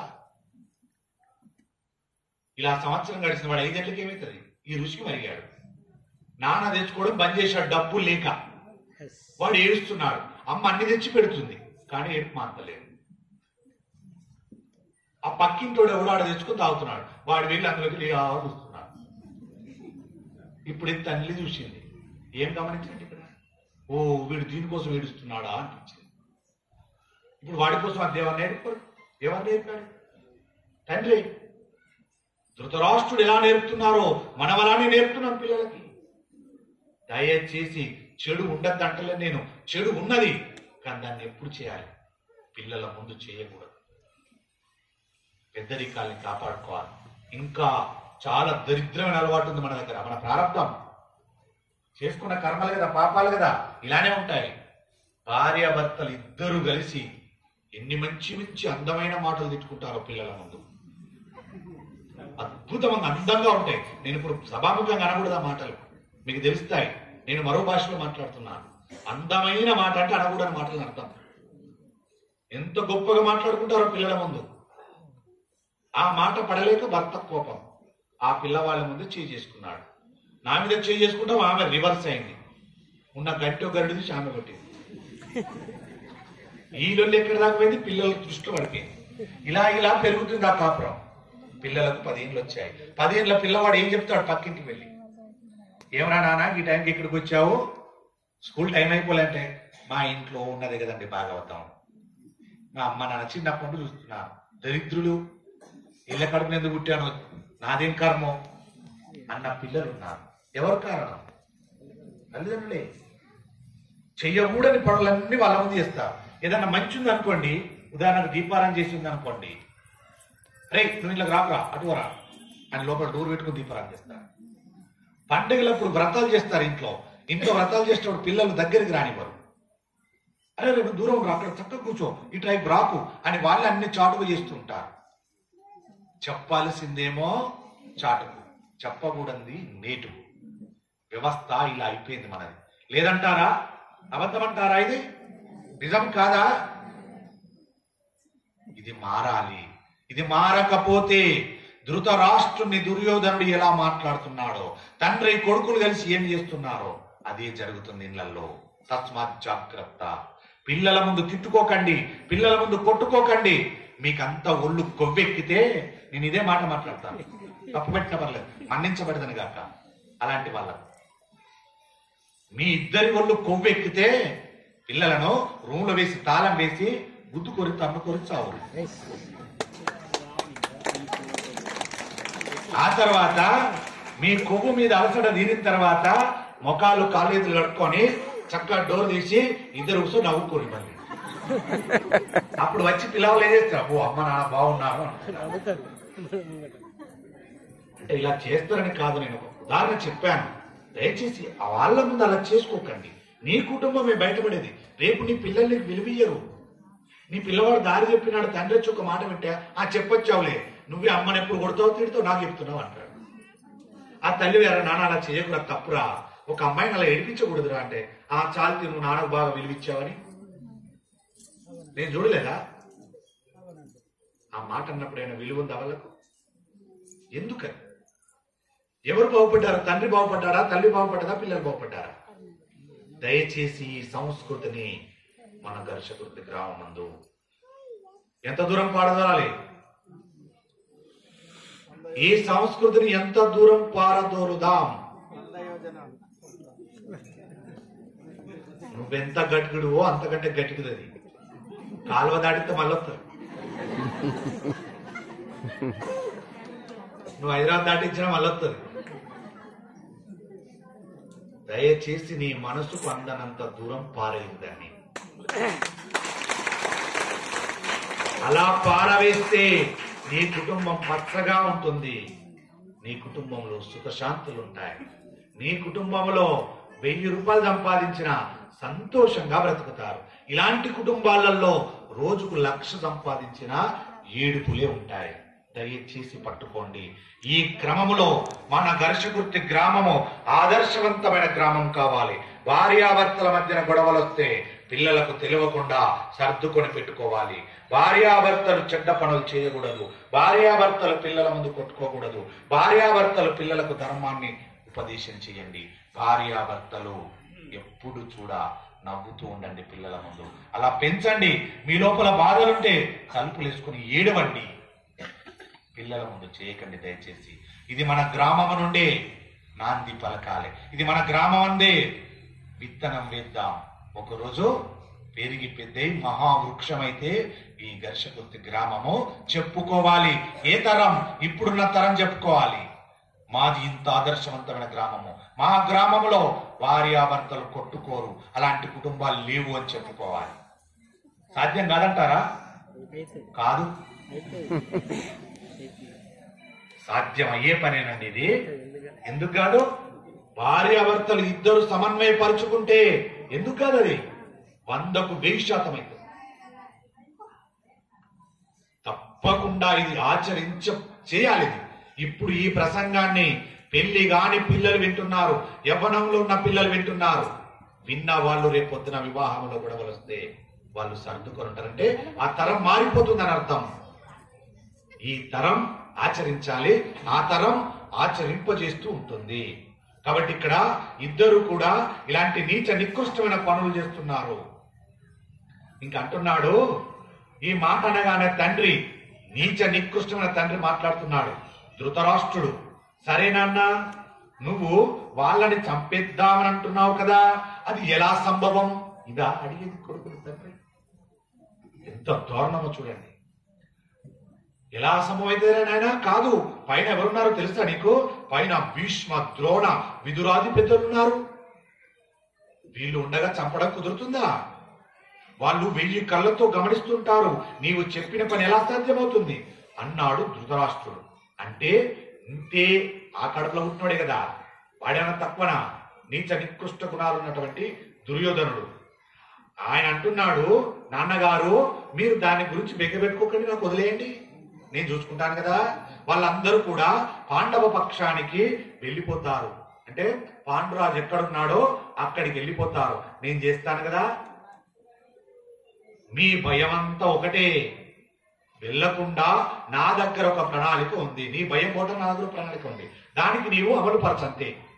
నాకు మీరు ఎలా లొంగారో అలా కొడుకు కోసం తండ్రి లొంగుతాడు. అశ్వత్థామకు నేనంటే ఇష్టం, అందుకని అశ్వత్థామ ఎప్పుడు నాతో ఉంటాడు.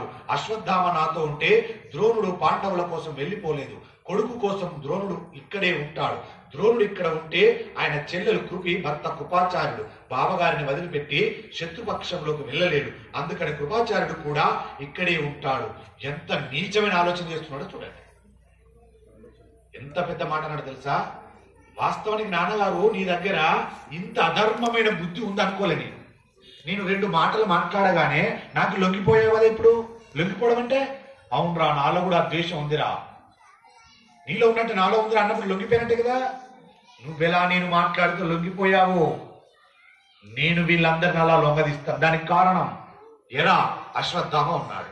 అశ్వత్థామ నేనంటే ఇష్టం, అశ్వత్థామ నా పక్కన పెట్టుకుంటాను. అశ్వత్థామ అంటే ద్రోణునికి ఇష్టం, ద్రోణుడంటే కృపాచార్యులకు ఇష్టం. కాబట్టి వీళ్ళందరూ ఇప్పుడు వదిలిపోలేరు, మన మధ్య ఉండిపోతారు. నాన్నగారు మీరు దిగులు పడకండి, కాబట్టి లాగి నా వైపుకి అంటి పెట్టుకుంటాను. వీళ్ళు మనకు ఉపకారం చేయకపోవచ్చు, కానీ పాండవులకు ఉపకారం చేసే అవకాశం లేకుండా చేస్తాను, అటు పక్షాన నిలబడకుండా చేస్తాను. కాబట్టి నాన్నగారు మీరు భయం లేకుండా నిశ్చింతగా ఉండండి, వాళ్ళందరూ ఏదో చేస్తారని మీరు భయపడకండి అని వాళ్ళ గురించి ఉన్నటువంటి భయాన్ని కూడా తొలగించాడు దుర్యోధనుడు. దుర్యోధనుడు ఆ విధంగా చెప్పిన మీదట ధృతరాష్ట్రుడు అంటున్నాడు, నాయనా ఇన్నాళ్లకు నువ్వు బయటపడ్డావురా, ఇన్నాళ్లకు బయటపడ్డావురా, నాకు కూడా కడుపులో ఇదే భావం ఉందిరా. ఎంత దరిద్రమో చూడండి. ఇన్నాళ్లకు నువ్వు బయటపడ్డావురా, నా కడుపులో అదే ఉందిరా, ఇంకా నేను పడలేకపోయాను, ఇవాళ పడ్డానురా. ఈ పాండవులు ఎలాగా రాజ్యంలోకి దూరం చేయాలనేది నా కడుపులో ఉన్న మంటరా. ఈ పాండవులకు దక్కకుండా నా పిల్లలకి ఈ రాజ్యం అంతా ఎలా అప్పచెప్పాలని రోజు నేను సతమతమవుతూనే ఉన్నాను రా. ఇవాళ దొరికిందిరా నాకు ఆయుధం నీ రూపంలో. కాబట్టి ఆలోచిస్తున్నాను, కానీ ఈ మాట నేను భీష్ముడి దగ్గర నోటితో అనలేనురా, భీష్ముడి ముందు అనలేనురా, నేను అనను. ఎందుకంటే నా కడుపులో ఇటువంటి ఆలోచన ఉన్నదంటే వాళ్ళు నన్ను జుట్టు పట్టుకొని ఈడ్చేసి అంటు పెట్టి చంపేస్తారా నన్ను, అందుకే నేను బయటపడలేదురా అంటున్నాడు. ఒక దొంగకు ఇంకో దొంగ తోడైతే ఎలా ఉంటది? ఒక దొంగ వచ్చి ఘర్షకుర్తి గ్రామంలో ఎవరిని ప్రవచనాలు ఇవ్వకుండా ఆపుతానడు అనుకోండి, ఇంకోటి ఏం చేస్తాడు, అరే ప్రవచనం ఘర్షగుర్తులు లేకుండా చేస్తారా, చెప్పేవన్నీ తీసేస్తా అన్నట్టుగా ఉంటది. తండ్రి కొడుకులు అలా మాట్లాడుకుంటున్నారు, అది తప్పు, నెరవేరదు. ధర్మాన్ని నీవు చెనకలేవు, చెనకారా నువ్వు 100 మంది కావచ్చు, 18 అక్షయునిల సైన్యం వచ్చిన 5గురిని ఏమి చేయలేకపోయావు. 5 పట్టుకున్నది ధర్మం, ధర్మాన్ని ఏమి చేయలేవు. వినకుండా 100 మందిని ఆపుతావేమో, చెప్పకుండా ఉండటానికి చెప్పిటనే చంపాలనుకుంటావేమో, అది నీ తరం కాదు. చంపలేవు ధర్మాన్ని, ముట్టలేవు ధర్మాన్ని. ధర్మం అంతా తేజవంతంగా ఉంటుంది, జాగ్రత్త అని చెబుతుంది ఇక్కడ. కాబట్టి దుర్యోధనుడు అన్నాడు, ఇక్కడ భీష్ముడు ఉంటాడని బాధ కదా, ఇక్కడ ద్రోణుడు ఉంటాడు, ఇక్కడ విదురుడు ఉంటాడు, ఇక్కడ కృపాచార్యుడు ఉంటాడు, కాబట్టి ఇక్కడ పాండవులను మనం మట్టు పెట్టలేము, వీళ్ళని దూరం చేద్దాం, వీళ్ళని దూరం చేసి అక్కడ చంపేద్దాం నాన్నగారు అని పెద్ద పగడ్బందీ ఆలోచన చేస్తున్నారు. వాళ్ళందరినీ కాల్చి చంపేయాలంటే అది వాళ్ళు ఇక్కడ ఉండగా కుదరదు. ఎందుచేతంటే వాళ్ళకి ధర్మ పక్షపాతం ఉన్న పెద్దల అనుగ్రహం ఉంది. నీ మాటలను తెలుస్తుందిరా దుర్తుడా, ధర్మం అనే దాన్ని పక్షపాతం ఉన్న పెద్దలు అనుగ్రహం ఉంటున్నావు. ఆ పెద్దలు ధర్మాన్ని పట్టుకున్నారు, ఆ అండ ఉండగా నువ్వేం చంపుతావురా, నీతోటి ఏమవుతుంది? ఇది వాళ్ళనన్న మాట కాదు, మనల్ని మనం అన్వయించుకోవాల్సిన మాట. నాలో ధర్మం ఉంది, నువ్వు నన్నేం చెరపగలవు? ఎవరితో అనేది? ఇది పాపంతో అనేది. మన పూర్వజన్మలో వేసుకున్న పాపాలు ఉన్నాయి, ఆ ధర్మం ఇవ్వాలని నిలబెడుతున్నాను. ఏ రకంగా?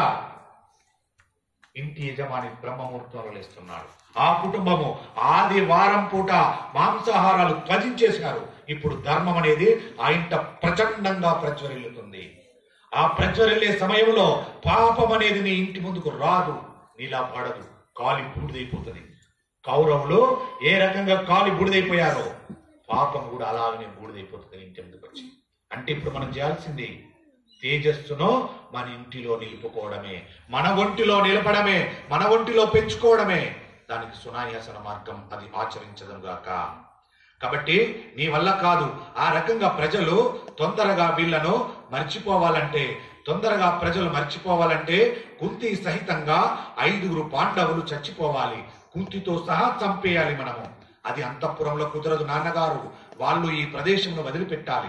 కాబట్టి మీరు ఏమి చేస్తారంటే వాళ్ళకి వెళ్ళాలనే బుద్ధి కలిగేటట్టుగా పదే పదే మంత్రులను పిలిచి ఆ మంత్రుల చేత గంగా తీరంలో ఉన్న వారణావతం అనే ప్రదేశము గురించి అదే పనిగా పొగడించండి. అంతే.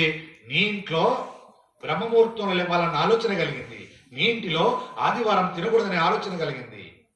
కానీ ఒకడుంటాడు, ఎవరిని అడ్డు పెట్టాలి, ఏమి చేయాలి, ఎప్పుడు అదే పనిగా ఉండేవాడు వస్తాడు. నీ ఇంట్లో ఎందుకు యాడ్ చేస్తావు? ఆదివారం తినాలి, తాగాలి, మనకు దొరికేది ఒక్కరోజు, ఆ ఒక్కరోజు తీసేసుకుంటావా? ఏం పోయే కాలం నీకు ఇది? కావాలంటే శనివారం తినకు, సోమవారం తినకు, మంగళవారం తినకు, ఆదివారం లీవ్ ఉంది, మనకు హాలిడే, ఈరోజు తినాలి, తాగాలి అనే వాడు ఒకడు వస్తాడు. వాడికి అవకాశం ఇవ్వకు, ఇదే చెప్తుంది ఇక్కడ. ఇలాంటి వాడికి అవకాశం ఇవ్వకు. ఇచ్చావా చచ్చి ఊరుకుంటావు. కాబట్టి వాళ్ళని ఆ రకంగా బయటకు పంపాలి. ఎవరిని బయటకు పంపాలి? నీ తేజస్సును బయటకు పంపకు. అంటే నువ్వు ఆచరించే ఆచరణ పోగొట్టుకోకు. పోయిందా పాపం అలా వచ్చేస్తుంది, ఇలా మార్చేస్తుంది. తగు జాగ్రత్త. కాబట్టి ఆ ప్రదేశం చాలా చాలా గొప్పది. అంటూ ఉండు, ఎప్పుడు తినాలి తాగాలంటూ ఉండు.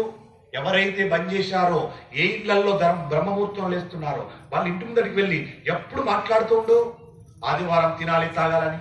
నేను ఎలా రోజు మాట్లాడుతున్నానో ఇంకొకడు ఉంటాడు అలాగే చెప్పేవాడు, తినాలి తాగాలని. వాడిని దగ్గరికి రానివ్వకు దయచేసి. వాడిని దగ్గరికి రానిచ్చావా నీ కుటుంబం రోడ్డు పాలైపోతుంది, మాడిపోతావు, నీలో ఉన్న తేజస్సు వెళ్ళిపోతుంది. ఎట్టి పరిస్థితుల్లో రానివ్వకు వాణ్ణి అని ఇక్కడ అంతే విధంగా అన్వయించి చెప్తున్నారు. కాబట్టి ఆ బ్రాహ్మణులకు ఆ గంగా నది ఒడ్డున స్నానం చేసి అక్కడ ఉండే బ్రాహ్మణులకు దాన ధర్మాలు చేస్తే పాండురాజు గారు తరిస్తారని వాళ్ళు అనుకుంటూ ఉండాలి. ఇలా అంటూ ఉండు. ఈ అంటూ ఉండగా పాండవులు వినాలి మాట. వాళ్ళకు ఒక్కసారి తండ్రి స్వర్గానికి వెళుతాడు, తండ్రికి శుభం జరుగుతుంది అంటే వాళ్ళు ఏ పనైనా చేస్తారు. అంటే గంగా నది ఒడ్డున అలా కూర్చొని ఇలా చేస్తే పాండురాజు గారు తరించిపోతారు అన్న ఒక్క మాట వినబడేట్టుగా చెయ్యి. దీన్ని అడ్డుపెట్టి మనం చెప్పుకోవాలి. ఏమిటి? వాళ్ళ ఇంటికి వెళ్ళి ఒక్కసారి రేపు గనక నువ్వు ఆదివారం నీ ఇంటిలో తిని తాగితే నీ ఇంటిలోకి 10 లక్షలు వస్తాయి అని ఒక్కటి చెప్పిరారా, వాడే లొంగిపోతాడు పో అని చెప్పగానే వాడొచ్చి అనగానే పొరపాటున ఆ 1,00,000కో 10,000కో 50,000కో 10 లక్షలకో లొంగి నీ ఇంటిలోకి ఆదివారం నాడు మత్తు పదార్థాలు మాంసాహారాలు తెచ్చుకొని తిన్నావా, మళ్ళా రాలిగా నీ ఇంటిలోకి ధర్మం. ఇప్పటిదాకా తెలివక ఆచరించావు కాబట్టి ఏమనలే ధర్మం నిన్ను. ఇవాళ ప్రతిరోజు వింటూ వింటూ వింటూ ఉండి క్షణికమైనటువంటి డబ్బు కోసము లొంగిపోయావు. తెచ్చుకొని తిన్నావు, మళ్ళీ రాదు నీ ఇంట్లోకి దరిద్రం. తిష్ట వేసి ఉంటుంది, ఇక అస్సలు కూడా పోదిగా. తెలిసిన తర్వాత చేసిన తప్పకు అంత ఉంటుంది, తెలియకుండా చేస్తే తప్పేం కాదు. తగు జాగ్రత్త. ఏ రకంగా ఇక్కడ దుర్యోధనుడు ఎంతటి కుతంత్రాలు చేస్తున్నాడో చూడండి. కాబట్టి అప్పుడు అలా అనిపిస్తే అప్పుడు పాండవులు 5 అక్కడికి వెళ్తారు. అప్పుడు పాండవులు వెళ్తే పాండవులతో పాటు కుంతి కూడా వాళ్ళతో వెళుతుంది. అప్పుడు అక్కడ వాళ్ళని మనము చంపేయడం చాలా తేలిక. వారణావతమునకు వెళ్లి ఏవో పుణ్యకార్యాలు చేసి పిల్లలు వచ్చేస్తారని భీష్ముడు, ద్రోణుడు మొదలైనటువంటి వారందరూ పెద్దలు అనుకుంటూ ఉంటారు. అలా అనుకుంటుంటే ఏమైపోయారో అని పట్టించుకోరు. ఇంకెక్కడ యాత్రల్లో ఉన్నారు, వాళ్ళు వస్తారులే అనుకుంటూ ఉంటారు. అలా కాలం గడిచిన తర్వాత ఏ మృగాలు తిన్నాయో ఎక్కడ చచ్చారో అనుకుంటారు. ఎవరు వాళ్ళు చావటానికి? నీలాంటి వాళ్ళ చావటానికి? నీలాంటి వాడైతే చస్తాడు, ధర్మాన్ని పట్టుకున్నవాడు. వాళ్ళు ఎందుకు చేస్తారు? నిన్నే చంపుతారు. ధర్మానికి అంత విలువ ఉంటుంది. ఆ ఇల్లు ఎలాంటిది అనుకున్నావు? కొన్ని సంవత్సరాల నుండి ఆదివారం త్వదించారు, బ్రహ్మముహూర్తంలో లేస్తున్నారు. ఆ ఇంటినా నువ్వు చనికేది? ఆ ఇంటిలో కూటుపలు పట్టుకొని పోయిన వాళ్ళు వినరు. వజ్రం, వైడూర్యం, మణిమాణిక్యాలు పట్టుకుపోయి ఆ ఇంటి ముందు రాసులు పోల్చిన ఆదివారం తినడం బంద్ చేశారు. ఆదివారం మత్తు మాంసాలకు బంద్ చేశారు. బ్రహ్మముహూర్తంలో లేవడం అలవాటైపోయింది. ఆ ఇల్లు నువ్వు కొనలేవు. అది ధర్మం. ధర్మం ధర్మం పట్టుకుని ఇల్లు అది. ఆ గృహాన్న నువ్వు భ్రష్టు పట్టించేది అనే రీతిలో నిర్మించుకోవాలి మనం మన గృహాన్ని. దానికి ఏం ఖర్చుందండి? ఆచరించడమే. ఆచరిస్తే మన పిల్లలు బాగుపడతారు, మన వంశము బాగుపడుతుంది. మనము చచ్చిన తర్వాత కనీసానికి స్వర్గానికైనా వెళ్ళిపోతాం. అందుకు ఆచరించమని చెప్పింది సనాతన ధర్మం. అందుకు ఆచరించమని చెప్పింది హిందూ ధర్మం. హిందువు హిందూ హిందూ అని కొట్టుకొని చావకు. నికారుసైన హిందూ ఏం చేస్తాడు? ఆదివారం మాంసాహారాలు ముట్టడు. నికారుసైన హిందూ ఏం చేస్తాడు? ఆదివారం మత్తు పదార్థాలు ముట్టడు. ఇలా ఉండు, అలా ఇస్తావు, ధర్మాన్ని అలా పరిరక్షిస్తావు. కాబట్టి నీ వల్ల కాదురా ధృతరాష్ట్ర, దుర్యోధన. కాబట్టి ఈ విషయమున మీరు బయటపడకండి నాన్నగారు. మీరు అంటే విదురుడికి అనుమానం వస్తుంది. కొత్తగా వారణావతం వచ్చింది అని అంటే నీవు వాళ్ళు ఇబ్బంది పడతారు. అక్కడికి వెళ్ళి పితృకర్మ పెట్టమంటున్నాడు ఏమిటి అని అనుమానం రావచ్చేమో నాన్నగారు. మీరు అనకండి, తొందరపడకండి నాన్నగారు. కాబట్టి మంత్రులు వచ్చి వారణావతం గురించి మీ దగ్గర పొగడాలి. అలా పొగిడేటట్టుగా ఆలోచన చేయి. మంత్రులు వచ్చి మాట్లాడేటట్టుగా చేయి. ఇది ఆ ఇంట్లో ఇప్పుడు మాంసం తెప్పించాలి. నేను అన్వయించి చెప్తున్నాను, బాగా గుర్తుపెట్టుకుని దయచేసి. అది సంవత్సర కాలం అవుతుంది ఆ ఇల్లు. ఆదివారం మాంసాలు పనిచేసి మత పదార్థాలు పనిచేసి, కానీ ఇప్పుడు ఆ ఇంట్లోకి నేను మాంసం తెప్పియాలి అంటే ఏం చేయాలి? ఆ ఇంటి యజమానికి ఎవడో గొప్పగా పరిచయం అని పట్టుకురావాలి. ఆ ఇంటికి చుట్టంగా పట్టుకురావాలి. ఇప్పుడు తప్పదు కదా ఆయన కోసం పట్టుకురాక. ఇలాంటి ప్రణాళికలు జరుగుతాయి, జాగ్రత్త. వీడదే చేస్తున్నాడు దుర్యోధనుడు ఇక్కడ. నాన్నగారు మీరు బయటపడకండి, మంత్రుల ద్వారా బయటపెట్టించండి. ఆలోచన వాళ్ళ ద్వారా కలగాలి. ఎంత దారుణంగా మాట్లాడతారో చూడండి. కాబట్టి మీరు ఉద్ధరించడానికి మీరు తమ్ముడి పిల్లలను పంపిస్తున్నట్టుగా ఉండాలి. అప్పుడు వాళ్ళు వెళ్ళాలి. అప్పుడు మిగిలిన వాళ్ళకి అనుమానం రాదు అన్నాడు దుర్యోధనుడు. ధృతరాష్ట్రుడు దుర్యోధనుడి మాటలతో పూర్తిగా ఏకీభవించాడు. ఇంతే, తానంట తందా. తండ్రి కొడుకుల యొక్క కుతంత్రాలు చూడండి ఎలా ఉన్నాయి. అలానే చేద్దాంరా అన్నాడు ధృతరాష్ట్రుడు. ఏ కొడుకు తండ్రి ఇటువంటి అధర్మ ప్రబోధం వింటాడో అతనికి చేటు రాక ఏమొస్తుంది? అందుకే చివరన కుక్క చావు చచ్చావు, నీచమైన బ్రతుకు బ్రతికావు. చివరిలో ధృతరాష్ట్రుడు అందరిని చంపుకొని దాయాదుల పంచన అహోరామానుడు బతికావు. ఎంత హీనమైన బ్రతుకు బతికావు. ఇలానే ఉంటాయి పొరపాట్లు చేస్తే, ఇలానే ఉంటాయి. ఇప్పుడు సుఖపడతావేమో, ఎదుటి వారిని వంచి ఎదుటి వారిని మోసం చేసి 4 రోజులు సుఖపడ్డావేమో, చివరికి నీ బ్రతుకు ఇలా ఉంటుంది, ధృతరాష్ట్రంలా ఉంటుంది. తగు జాగ్రత్త, తగు జాగ్రత్త, తగు జాగ్రత్త అని 1కి 4 మార్లు చెబుతుంది. కాబట్టి అతనికి చేటు రాక ఏమి వస్తుంది? పెద్దరికములు వయసు చేత రావు. బాగా గుర్తుపెట్టుకోండి, వయసు చేత రాదు పెద్దరికం. శరీరం పండిపోగానే రాదు పెద్దరికం. పెద్ద మనస్సు ఉండాలి. పెద్దరికం అనేటువంటిది పెద్ద మనస్సు అయి ఉండాలి. ఆ పెద్ద మనసు, ఎదుటివాడు ఇంత తప్పు చేస్తే నీ మనసు ఇంత పొడుగుదై ఉండాలి. ఎదుటివాడు ఇంత పొడుగు తప్పు చేస్తే నీ మనసు ఇంత అయి ఉండాలి. ఎదుటివాడు ఇంత తపస్సు చేస్తే నీది ఇంత ఉండాలి, పెంచాలి. అది పెద్దరికం, అది పండిపోవడం అంటే. అంతేకాని నాకు వయసు వచ్చినాయి, ఏళ్ళు వచ్చినాయి, 50 ఏళ్ళున్నా 80 సంవత్సరాలు వచ్చింది, నేను చెప్పింది వినరంటే వింటా, ధర్మాన్ని చెబితే వింటా. అధర్మంగా నువ్వు 100 సంవత్సరాలు పండిపోయి వచ్చిన వినా, అది ధర్మం పట్టుకున్నవాడు ఉండాలి. కానీ ఇక్కడ ఏమైపోయారు, ఇక్కడ ఇద్దరు కూడా భ్రష్టు పట్టిపోతున్నారు. కేవలము వయసు చేత అన్ని వేళలా పెద్దరికం ఇవ్వడం కుదరదు. నీ దగ్గర ఉన్న పెద్ద మనసుతో ఇస్తుంది. పెద్దరికం అంటే 10 మందిని కాపాడుకోవడంలో ఉంటుంది. ఇప్పుడు ధృతరాష్ట్రుడు ఒక రోజున మంత్రులను పిలిచి వారణావతము గురించి గొప్ప స్తోత్రము చేయించాడు. గంగా తీరము గొప్ప ప్రదేశము, ఎటువంటి జలపాతములు, ఎటువంటి చెరువులు, ఎటువంటి అరణ్యములు, అరణ్యాల్లో ఉండేటువంటి మృగములు, అరణ్యంలో ఉండేటువంటి పుష్పాలు, అరణ్యంలో పుష్పాలు వికసించే తీరు, వికసిస్తే ఆ పుష్పాల మీద తుమ్మెదలు వాలడం, ఆ తుమ్మెదలను ఆకర్షించి పక్షులు రావడం, ఆ పక్షుల కిలకిల రావాలు, ఆ పక్షుల కిలకిల రావాలు వింటే అక్కడికి మహాదేవతలు రావడం, ఆ సరస్సును చూడడము, ఎందరో పుణ్యాత్ములు రావడము, అక్కడ స్నానాలు ఆచరించడము, వారి పాపాన్ని పోగొట్టుకోవడము, ఎందరో మహాత్ములు రావడము, ఆ గంగానది తీరంలో స్నానం ఆచరించడము, అక్కడ పితృదేవతలకు పిండాలు పెట్టడము, పితృదేవతలు రావడము, వాళ్ళను అనుగ్రహించడము, వాళ్లకు ముక్తి కలిగించడము. ఓహో, ఇలా ఎన్నో చెప్తున్నారు అక్కడ. అలా అటువంటి పక్షులు వచ్చి అటువంటి క్రూరముగాలు అక్కడ వేటాడాలి, పాపం ఆ ప్రజలను రక్షించాలి. ఇంకేం చెప్తున్నారు ఇక్కడ, అటువంటి అందమైనటువంటి ప్రదేశానికి క్రూర మృగాలు వస్తున్నాయి. ఆ క్రూర మృగాలు వస్తే అక్కడికి వచ్చి పిండ తర్పణలు పెట్టే వాళ్ళకి ఇబ్బంది కలుగుతుంది. అంటే ఇప్పుడు ఏం చేయాలి, రాజు అనేవాడు వెళ్ళాలి, వెళ్ళి ఆ మృగాలను వేటాడాలి, ఆ మృగాలను చంపేయాలి. చంపేస్తే అక్కడ ప్రజలు ధార్మికంగా ఉంటారు, అక్కడి ప్రజలు దేదీప్యమానంగా పిండ ప్రదానాలు పెట్టుకుంటారు, సంతోషంగా ఉంటారు అని ఇక్కడ పుట్టిస్తున్నారు వేడి. అన్ని చెప్పిన తర్వాత అకస్మాత్తుగా యువరాజువి కాబట్టి అది నీ కర్తవ్యం సుమా అని చెప్పించడం. అన్ని చెప్పించిన తర్వాత అకస్మాత్తుగా కళ్ళమ్మట నీళ్లు పెట్టేసుకున్నట్టుగా ఉత్తరీయముతో కళ్ళు తుడిచేసుకొని పాండురాజు గుర్తుకు వచ్చినట్లుగా ఈ పిల్లలు వెళ్లి పాండురాజుకు అక్కడ పితృకర్మలు చేస్తే బాగుంటుంది అనిపించేటట్టుగా ప్రణాళికను అమలుపరిచాడు ఈ ధృతరాష్ట్రుడు. ఎంత దారుణమో చూడండి.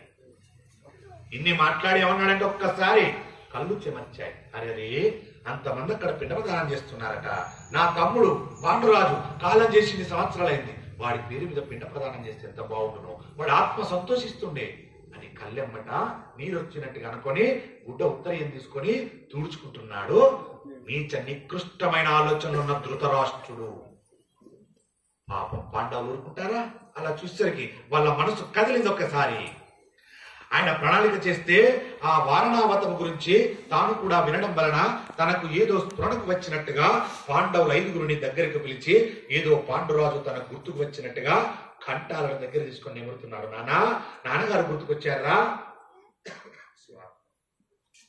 నాన్నగారు గుర్తుకొచ్చారా, చాలా బాధపడుతున్నట్టుగా నటిస్తూ, నాయనలారా మీరు నా తమ్ముని కొడుకులు, నా తమ్ముడిని తలుచుకుంటే నా మనసు పొంగిపోతుంది, నేను ఒక మాట చెబుతాను వినండర్రా, మంచి మాట వినండర్రా. కాబట్టి అందుకని నేను మిమ్మల్ని ఒకటి అడగాతున్నాను. ఇలా అడిగానని మీరు ఏమనుకోతున్నానా? మీరు నా తమ్ముడిని ఉద్ధరించండి, మీరు వారణావతమునకు వెళ్ళండి, అక్కడ బ్రాహ్మణులకు గొప్ప గొప్ప దానములు చేసి నా తమ్ముడు ఉత్తమ గతులు పొందేటట్టుగా చేయండి అన్నాడు ధృతరాష్ట్రుడు. చూసిన వాళ్ళందరూ అబ్బా ఏమి ధర్మాత్మురా! ఎవరు ధర్మాత్ముడు? నీచ నికృష్ట గుణములున్న ధృతరాష్ట్రుడు. ప్రజలు అనుకోవాలన్నట్టుగా ప్రవర్తించమన్నారు. కాబట్టి అక్కడ ప్రజలు అనుకోవాలి. ఆ రకంగా వాళ్ళందరూ అనుకునేటట్టుగా మీరు ఆ పిల్లల్ని పంపించి అక్కడ దాన ధర్మములు చేయమని ఎంత విశాలంగా చెప్తున్నాడో చూడండి. ధర్మరాజు వృద్ధిలోకి రావాలని భావిస్తున్నాడు. కళ్ళు లేకపోయినా ఈ ధృతరాష్ట్రుడు ఎంత విశాలమైన మనసు ఉన్నవాడు కదా అని ప్రజలు అనుకునేటట్టుగా ప్రవర్తిస్తున్నాడు ధృతరాష్ట్రుడు. కానీ ధృతరాష్ట్రుని నిజస్వరూపం వెనక పెను విపత్తు ఉంది అని ప్రజలకు తెలియదు, పెద్దలకు తెలియదు, పాండవులకు తెలియదు, కుంతి మాటకు తెలియదు. ఆ రకంగా దొరకకుండా ఉంటున్నాడు. ఇప్పుడు పాండవులు ధర్మమును కట్టుబడతారు. వాళ్ళు అమాయకులని మీరు అనుకోకూడదు. పాండవులేం చిన్నవాళ్ళు కాదండి, ధర్మాన్ని పట్టుకున్నారు. ధర్మాన్ని పట్టుకున్న వాడిని ఎప్పుడు ఏ అధర్మం కాల్చదు. బాగా తగు జాగ్రత్తగా పట్టుకుంటారు. ధర్మాన్ని విడిచిపెట్టకపోతే అలా ఉంటుంది. అంతే. వాళ్ళు అన్నారు, మా పెదనాన్నగారు చెప్పారు, అంతే, దాన్ని మేము ఆచరిస్తాం. ఇక తప్పకుండా మా పెదనాన్న గారు చెప్పిన మాట మేము వినాలి, అది మా లక్షణం. ధర్మమునకు వాళ్ళు కట్టుబడ్డారు. ఆర్ష ధర్మములో పెద్దరికమునకు విలువనిస్తారు. మేము తప్పకుండా వెడతాం. ఆ వారణావతములో మేము చేయవలసిన పనులన్నీ చేస్తాం. మేము ఎప్పుడు బయలుదేరాము అని అడిగారు. ధృతరాష్ట్రుడు అన్నాడు. వెంటనే అడిగేశారు, నానా పెదనాన్న గారు మమ్మల్ని ఎప్పుడు బయలుదేరమంటావు? మీ మాట విలువిస్తున్నాం, తప్పకుండా వెళ్తాం. అది మా తల్లి గారితో కలిసి వెళ్తాం. మేము 5గురం వెళ్ళాం. వెళ్ళి మా యొక్క తండ్రి గారిని ఉత్తమగతులు చేసే విధంగా అక్కడ దానక్రియలు చేస్తాం, పిండ ప్రదానాలు చేస్తాం అని వాళ్ళు అప్పటికప్పుడు అడిగితే, ఇలాంటి ధృతరాష్ట్రుడు ఏం చేస్తాడు? ఇంకా సమయం చాలనుకుంటాడా? ఇస్తాడా? ఇవ్వడు. వెంటనే ముహూర్తం చూశాడు. పలానప్పుడు బయలుదేరని చెప్పాడు. ఈ విషయమును భీష్ముడు విన్నారు, ద్రోణుడు విన్నారు, కృపాచార్యుల వారు, విదురుడు అందరూ విన్నారు. ధృతరాష్ట్రుడు పాండవుల చేత మంచి పని చేయిస్తున్నాడు అనుకున్నట్టుగా ఉన్నారు. వాళ్ళు ధృతరాష్ట్రుడు ఇంత మంచి పని చేస్తాడని అనుకోలేదు. ఎందుచేతనంటే ధృతరాష్ట్రుడు భీష్ముడి కళ్ళ ముందు పుట్టినవాడు.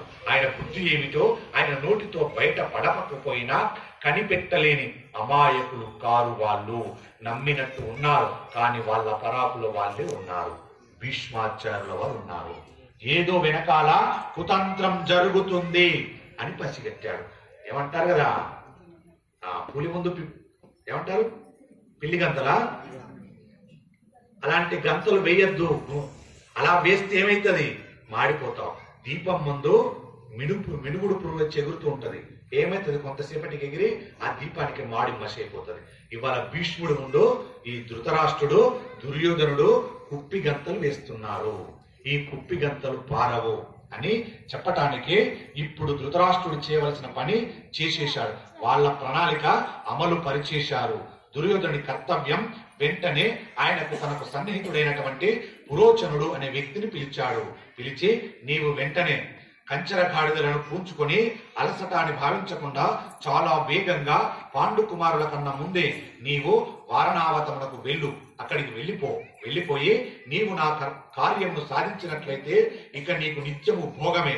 ఈ రాజ్యం నాదవుతుంది, నీకు నిత్య భోగం వస్తుంది, వజ్ర వైడూర్య మాణిక్యాలు ఇచ్చేస్తాను. నీవు తొందరగా పాండు కుమారులు వచ్చే లోపలే వారణావతమునకు వెళ్ళిపోవాలి. వెళ్ళి అక్కడ లక్క, మద్ది బంక, నెయ్యి, నూనె, మట్టి ఈ 5 కలిపి ఇల్లు నిర్మాణం చేయి. లక్క తెలుసు కదా మీకు, మాతలు పుస్తకాలలో పెట్టుకుంటుంటారు. తర్వాత మద్ది బంక, నెయ్యి ఇవన్నీ కలిపి మట్టిలో కలిపి అక్కడ ఇల్లు నిర్మించు అన్నాడు. వీటి గుణం ఏమిటి అంటే కాసింత అంటు పెట్టగానే బొగ్గులు అంటుకుంటాయి. బంక ఉంటుంది, నెయ్యి ఉంటుంది, అలా అంటేసుకుంటాయి. అలా నిర్మించడానికి పన్నాగం పన్నుతున్నాడు నీచ నికృష్ట గుణం ఉన్నటువంటి దుర్యోధనుడు. తర్వాత నువ్వేం చేస్తావంటే ఈ 5 కలిపి ఇల్లు కట్టు. ఇల్లు కట్టి దాని పక్కనే ఆయుధాగారం కూడా పెట్టు. ఆయుధాలన్నీ దాని పక్కనే పెట్టు. పెడితే ఏమవుతుంది? వాళ్ళు తమ ఆయుధములన్నీ అందులో ఉంచుకుంటారు. ఆ ఇంటికి తెల్లటి సున్నం వెయ్యాలి. ఆ ఇల్లు పాండువర్ణంలో పౌర్ణమి నాటి చంద్రబింబంలా ఉండాలి. పాండు కుమారులు కుంతితో కలిసి ఆ ఇంటిలో ప్రవేశిస్తారు. ప్రవేశించిన తర్వాత అక్కడ వారణావతంలో ఉండే ప్రజలకి అనుమానం రాకూడదు. కొన్నాళ్ళు వాళ్ళకి అందులో ప్రశాంతంగా ఉండనివ్వు. వాళ్ళకి నమ్మకం ఏర్పడుతుంది. బాగుందా, హాయిగా ఉందా అనేటువంటి నమ్మకం కలిగిన తర్వాత సంతోషంగా ఉన్నామని అనుకుంటారు. అప్పుడు వాళ్ళు ఒక రోజు నాడు గాఢ నిద్రలోకి పోతారు. వాళ్ళు నిద్రలో ఉండగా నీవేం చేస్తావంటే ఆ ఇల్లును అంటించి వెయ్యి. అది లక్కతోటి, బత్తి మంకతోటి, నేతితోటి, నూనెతోటి ఇవి కలిపిన మట్టితోటి నిర్మించబడింది కాబట్టి వెంటనే ఆ ఇల్లు అంటుకుపోతుంది. ఇంకా ఆ అగ్నిహోత్రము అసలు ఆగేది కాదుగా. ఒక్కసారి అంటుకుందా వదిలేది కాదు. ఉత్తర క్షణం అంటుకుపోతుంది. అంటుకుపోగానే ఇంకా తప్పుకునే మార్గం లేక వారందరూ పంచ పాండవులు, ఆ కుంతి అందులో కాలి మరణిస్తారు. ఇల్లు అంటుకుపోవడం అనేది ఒక ప్రమాదం. అది ఎందుకు జరిగిందో ఎవరికి తెలియదు. పాండవులు, కుంతి మరణించినట్టు వార్త ఇక్కడికి వస్తుంది. అప్పుడు అందరూ ఏడుస్తారు. అది నీవు సాధించి పెట్టాలి. కొందరు ఏడిచి ఊరుకుంటారు. కాబట్టి ముందు నీవు వెళ్ళు, అటువంటి ఇల్లు నిర్మాణం చేయని పెద్ద కుతంత్రాన్ని పన్ని ఆ యొక్క సేవకుడిని పంపిస్తున్నాడు ఆ దుర్యోధనుడు. ఆ సేవకుడు ఉలోచనుడు గబగబా బయలుదేరాడు. ఎందుకు? వాడింత లంచం తీసుకున్నాడు కదా, మళ్ళీ రాజు కదా, కాబట్టి ఆయన వెంటనే వారణావతానికి వెళ్ళాడు. వెళ్ళి అక్కడ చక్కటి ఇల్లులో ఆయన చెప్పినట్టుగా నిర్మాణం చేశాడు. చేసిన తర్వాత పాండవులు పెద్దనాన్న గారి యొక్క ఆజ్ఞ తీసుకొని వారణావతమునకు రథములలో వెళుతున్నారు. హస్తినాపురంలో ఉన్న వాళ్ళందరూ అనుకుంటున్నారు ఏమనంటే, పాండురాజు గారి ప్రతిరూపమైనటువంటి 5 పాండవులు ఇక్కడ ఉన్న కారణము చేత నిత్యం మనం అంతా ఎంతో సంతోషంగా ఉన్నాం. ధర్మరాజు యువరాజు అయ్యాడు. అకస్మాత్తుగా 5 కుంతి సహితులై వారణావతమ్మకు ఉండవలసినటువంటి అవసరమేముంది? ఇంత తొందరగా ఎందుకు వెళ్తున్నారు? ఇందులో దుర్యోధనుడి దుర్బుద్ధి లేదు కదా, ఏమైనా చేస్తలేరు కదా. ఎందుకంటే చిన్నతనము నుండి దుర్యోధనుడు భీముడిని చంపాలని ప్రయత్నం చేశాడు, పంచపాండవులను చంపాలని ప్రయత్నం చేశాడు. మరి ఇప్పుడు ఏమైనా ప్రయత్నం చేస్తున్నాడా అని అనుకుంటున్నారు. దాని మాత్రమే కదా, దాస్తే మాత్రం దాగుతుందా? ఎప్పుడో చోట బయట పడుతుంది దుర్బుద్ధి. కాబట్టి ఈ రకంగా విదురుడు కొంత దూరం వీళ్లతో పాటుగా వచ్చాడు. వాళ్ళు బయలుదేరారు వారణావతానికి పంచపాండవులు కుంతితో సహా. ఆ తర్వాత విదురుడు కూడా వీళ్లతో కొంత దూరం ప్రయాణం చేశాడు. ప్రయాణం చేసి వచ్చిన తర్వాత ధర్మరాజు గారితో ఎవరికి అర్థం కాని రీతిలో మాట్లాడాడు విదురుడు. ఎవరికి తెలియని రీతిలో వ్యూహరచన చేశానని దుర్యోధనుడు అనుకుంటున్నాడు. తనను మించినటువంటి వ్యూహరచన విదురుడు చేశాడు. విదురుడు చెబుతున్నాడు, ఎవ్వరికి తెలియకుండా వాడు ఏదో చేస్తుంటాడో దానిని విదురుడు కనిపెడుతూ ఉంటాడు. వాడు ఇది చేయటానికి బహుశః ప్రణాళిక వేసి ఉంటాడు. ఆ ప్రణాళికలో ప్రమాదం ఈ 2 రూపంలో ఉంటుంది. అందుకని ఈ 2 విషయంలో ఏమరు పడకుండా ఉండు అని చెప్పేది ఎవరికి అర్థం కాకుండా చెప్పాడు. ఏ రకంగా చెప్తున్నాడో చూడండి. విదురుడు వెళ్ళి ధర్మరాజుకు చెప్తున్నాడు, ఎవరికి అర్థం కాని రీతిలో చెప్తున్నాడు. ఏమని? 1 అగ్ని విషయంలో, 2 విషం విషయంలో జాగ్రత్తగా ఉండు ధర్మరాజు అని చెప్పాడు. సైగతో చెప్పాడు. అగ్ని విషం అని సైగ చేసి చెప్పాడు. ధర్మరాజుకు అర్థమైపోయింది, ఓ ఏదో జరగబోతుందని. కాబట్టి మిగిలిన తమ్ముళ్ళు అమ్మ కూడా జాగ్రత్తగా ఉండాలి. ఈ 2 జాగ్రత్తగా ఉండు. దుర్యోధనుడు నిన్నేమి వెంటనే పంపలేదు, ఏదో కుతంత్రం చేశాడు అని చెప్పాడు విదురుడు. కానీ ఈ విషయం అంతా ప్రకటనముగా అర్థమయ్యేటట్టుగా చెప్పలేదు. విదురుడు మాట్లాడిన మాట తీరు ఏదో మాట్లాడినట్టుగా ఉంది. కానీ విదురుడు అనవసరంగా మాట్లాడాడు. విదురుడు వచ్చి మాట్లాడుతున్నాడంటే గ్రహించవలసినటువంటి సారము ఉంటుంది అని ధర్మరాజు అర్థం చేసుకున్నాడు. ఏదో దీనిలో కుతంత్రం ఉంది, విదురుడు వచ్చి చెప్తున్నాడు అని అర్థమైపోయింది ధర్మరాజుకి. అందుకే మహాభారతంలో ధర్మరాజు గారి శీలములో వైభవం ఏమిటి అంటే, ఆయన ఎదుటి వారి హృదయంలో చాలా ఖచ్చితంగా అంచనా వేస్తాడు. అలా అంచనా వేయగలగడం ఆయన శక్తి, ఆయన ధర్మం, ఆయన నిష్ఠ, ఆయన పరోపకారము. కాబట్టి మహాభారతంలో ధర్మరాజు గారు అమాయకుడు కాదు, అమాయకుడు అనుకోకూడదు. మీరు దీన్ని గుర్తుపెట్టుకోవాలి. ఆయన చాలా గడుసరి. ఎదుటి వారి మనస్తత్వమును లెక్కగట్టడంలో ఎవరైనా ధర్మరాజు తరువాతే అని అంటుంది మహాభారతం. కానీ ధర్మమునకు కష్టపడతాడు, కట్టుబడతాడు, అంతే తప్ప మోసము కపటము ఆయన దగ్గర ఉండవు. తనతో పాటు వచ్చిన విదురుడు మాట్లాడుతున్నాడు అంటే ఏదో ఉన్నదని గ్రహించాడు ధర్మరాజు. విదురుడు తన అభ్యున్నతిని కోరేవాడు, మహానుభావుడు, గొప్ప ధర్మమూర్తి. ఏమి మాట్లాడుతున్నాడు అని చాలా జాగ్రత్తగా విన్నాడు ధర్మరాజు. కుంతి మిగిలిన పాండుకుమారులు కూడా వింటున్నారు. కానీ వాళ్ళకేం అర్థం కాలేదు. విషము వలన, అగ్ని వలన ప్రమాదం ఉండే అవకాశం ఉన్నదని చెబుతున్నాడు అని ధర్మరాజు గారు పసిగట్టాడు విదురుడి యొక్క మాటల వల్ల. కుంతీదేవికి అనుమానం వచ్చింది. ఆవిడ ధర్మరాజును పిలిచి అంది, ఇన్ని మాట్లాడి వెళ్ళిపోయాడు కదా విదురుడు, ఏం మాట్లాడాడో తెలుసుకున్నావా? ఏమిటి నాన్న ధర్మనందన, ధర్మజ అని అడిగింది. నాకేం అర్థం కాలేదు, ఏం మాట్లాడాడు అంటే, ఒకవేళ అతను మాట్లాడిన మాటలు నీకు అర్థమై ఉంటే అవి నేను వినవచ్చును అని నీవనుకుంటే అవేమిటో నాకు చెప్పు అంది కుంతిమాత. అప్పుడు ధర్మరాజు తల్లి దగ్గరికి వచ్చి, అమ్మా 2 మాటలు సైగజీ చెప్పాడమ్మా. అవి ఏమిటంటే, 1 అగ్ని వలన, 2 విషం వలన భయము ఉన్నది, పరాకుగా ఉండండి అని చెప్పాడమ్మా విదురుడు అన్నాడు. ఎంత ధర్మమూర్తో చూడండి. ఏ విదురుడికి తెలియకుండా అక్కడికి తీసుకువెళ్లి చంపాలనుకున్నాడో, ఏ భీష్మ ద్రోణులకు తెలియకుండా చంపాలనుకున్నాడో, తెలియకుండానే దాన్ని విదురుడు పసిగట్టేశాడు. కాబట్టి పాండవులు వారణావతారం వెళ్ళారు. వెళ్ళి అక్కడ తాత్కాలికంగా వేరొక ఇంట్లో ఉన్నారు. ఒక సుముహూర్తం చూసుకొని వీరి కొరకు నిర్మించబడినటువంటి ఆ ఇంటిలోకి వెళ్ళారు. అది లక్ష గృహము, లక్ష గృహం అంటారు, లక్క గృహము అంటారు. లక్కతో కట్టబడిన ఇల్లు. ఆ ఇల్లు చాలా బాగుంది. ఎక్కడ లక్కతో కట్టినట్టుగా తెలియడం లేదు. పైనంత జాగ్రత్తగా సున్నం వేయబడింది. లోపలికి వెళ్ళగానే ధర్మరాజు గారు భీముడి దగ్గరికి పిలిచి భీముడితో చెవిలో ఒక మాట చెప్తున్నాడు, తగు జాగ్రత్త, ఎక్కడ ఈ బంక గాని నెయ్యి గాని లక్క గాని కనబడకుండా నిర్మాణం చేసున్నారో ఆ దుష్ట నీచ నికృష్ట లక్షణాలు ఉన్నటువంటి దుర్యోధనుడు పంపినటువంటి సేవకుడు అలా నిర్మాణం చేస్తే దాన్ని కనుగొన్నాడు విదురుడు. దాన్ని ధర్మరాజుకు చెబితే ధర్మరాజు ఒక ముహూర్తం చూసుకుని ఆ ఇంట్లోకి వెళ్ళి భీముణ్ణి పిలిచి చిన్నగా చెప్తున్నాడు.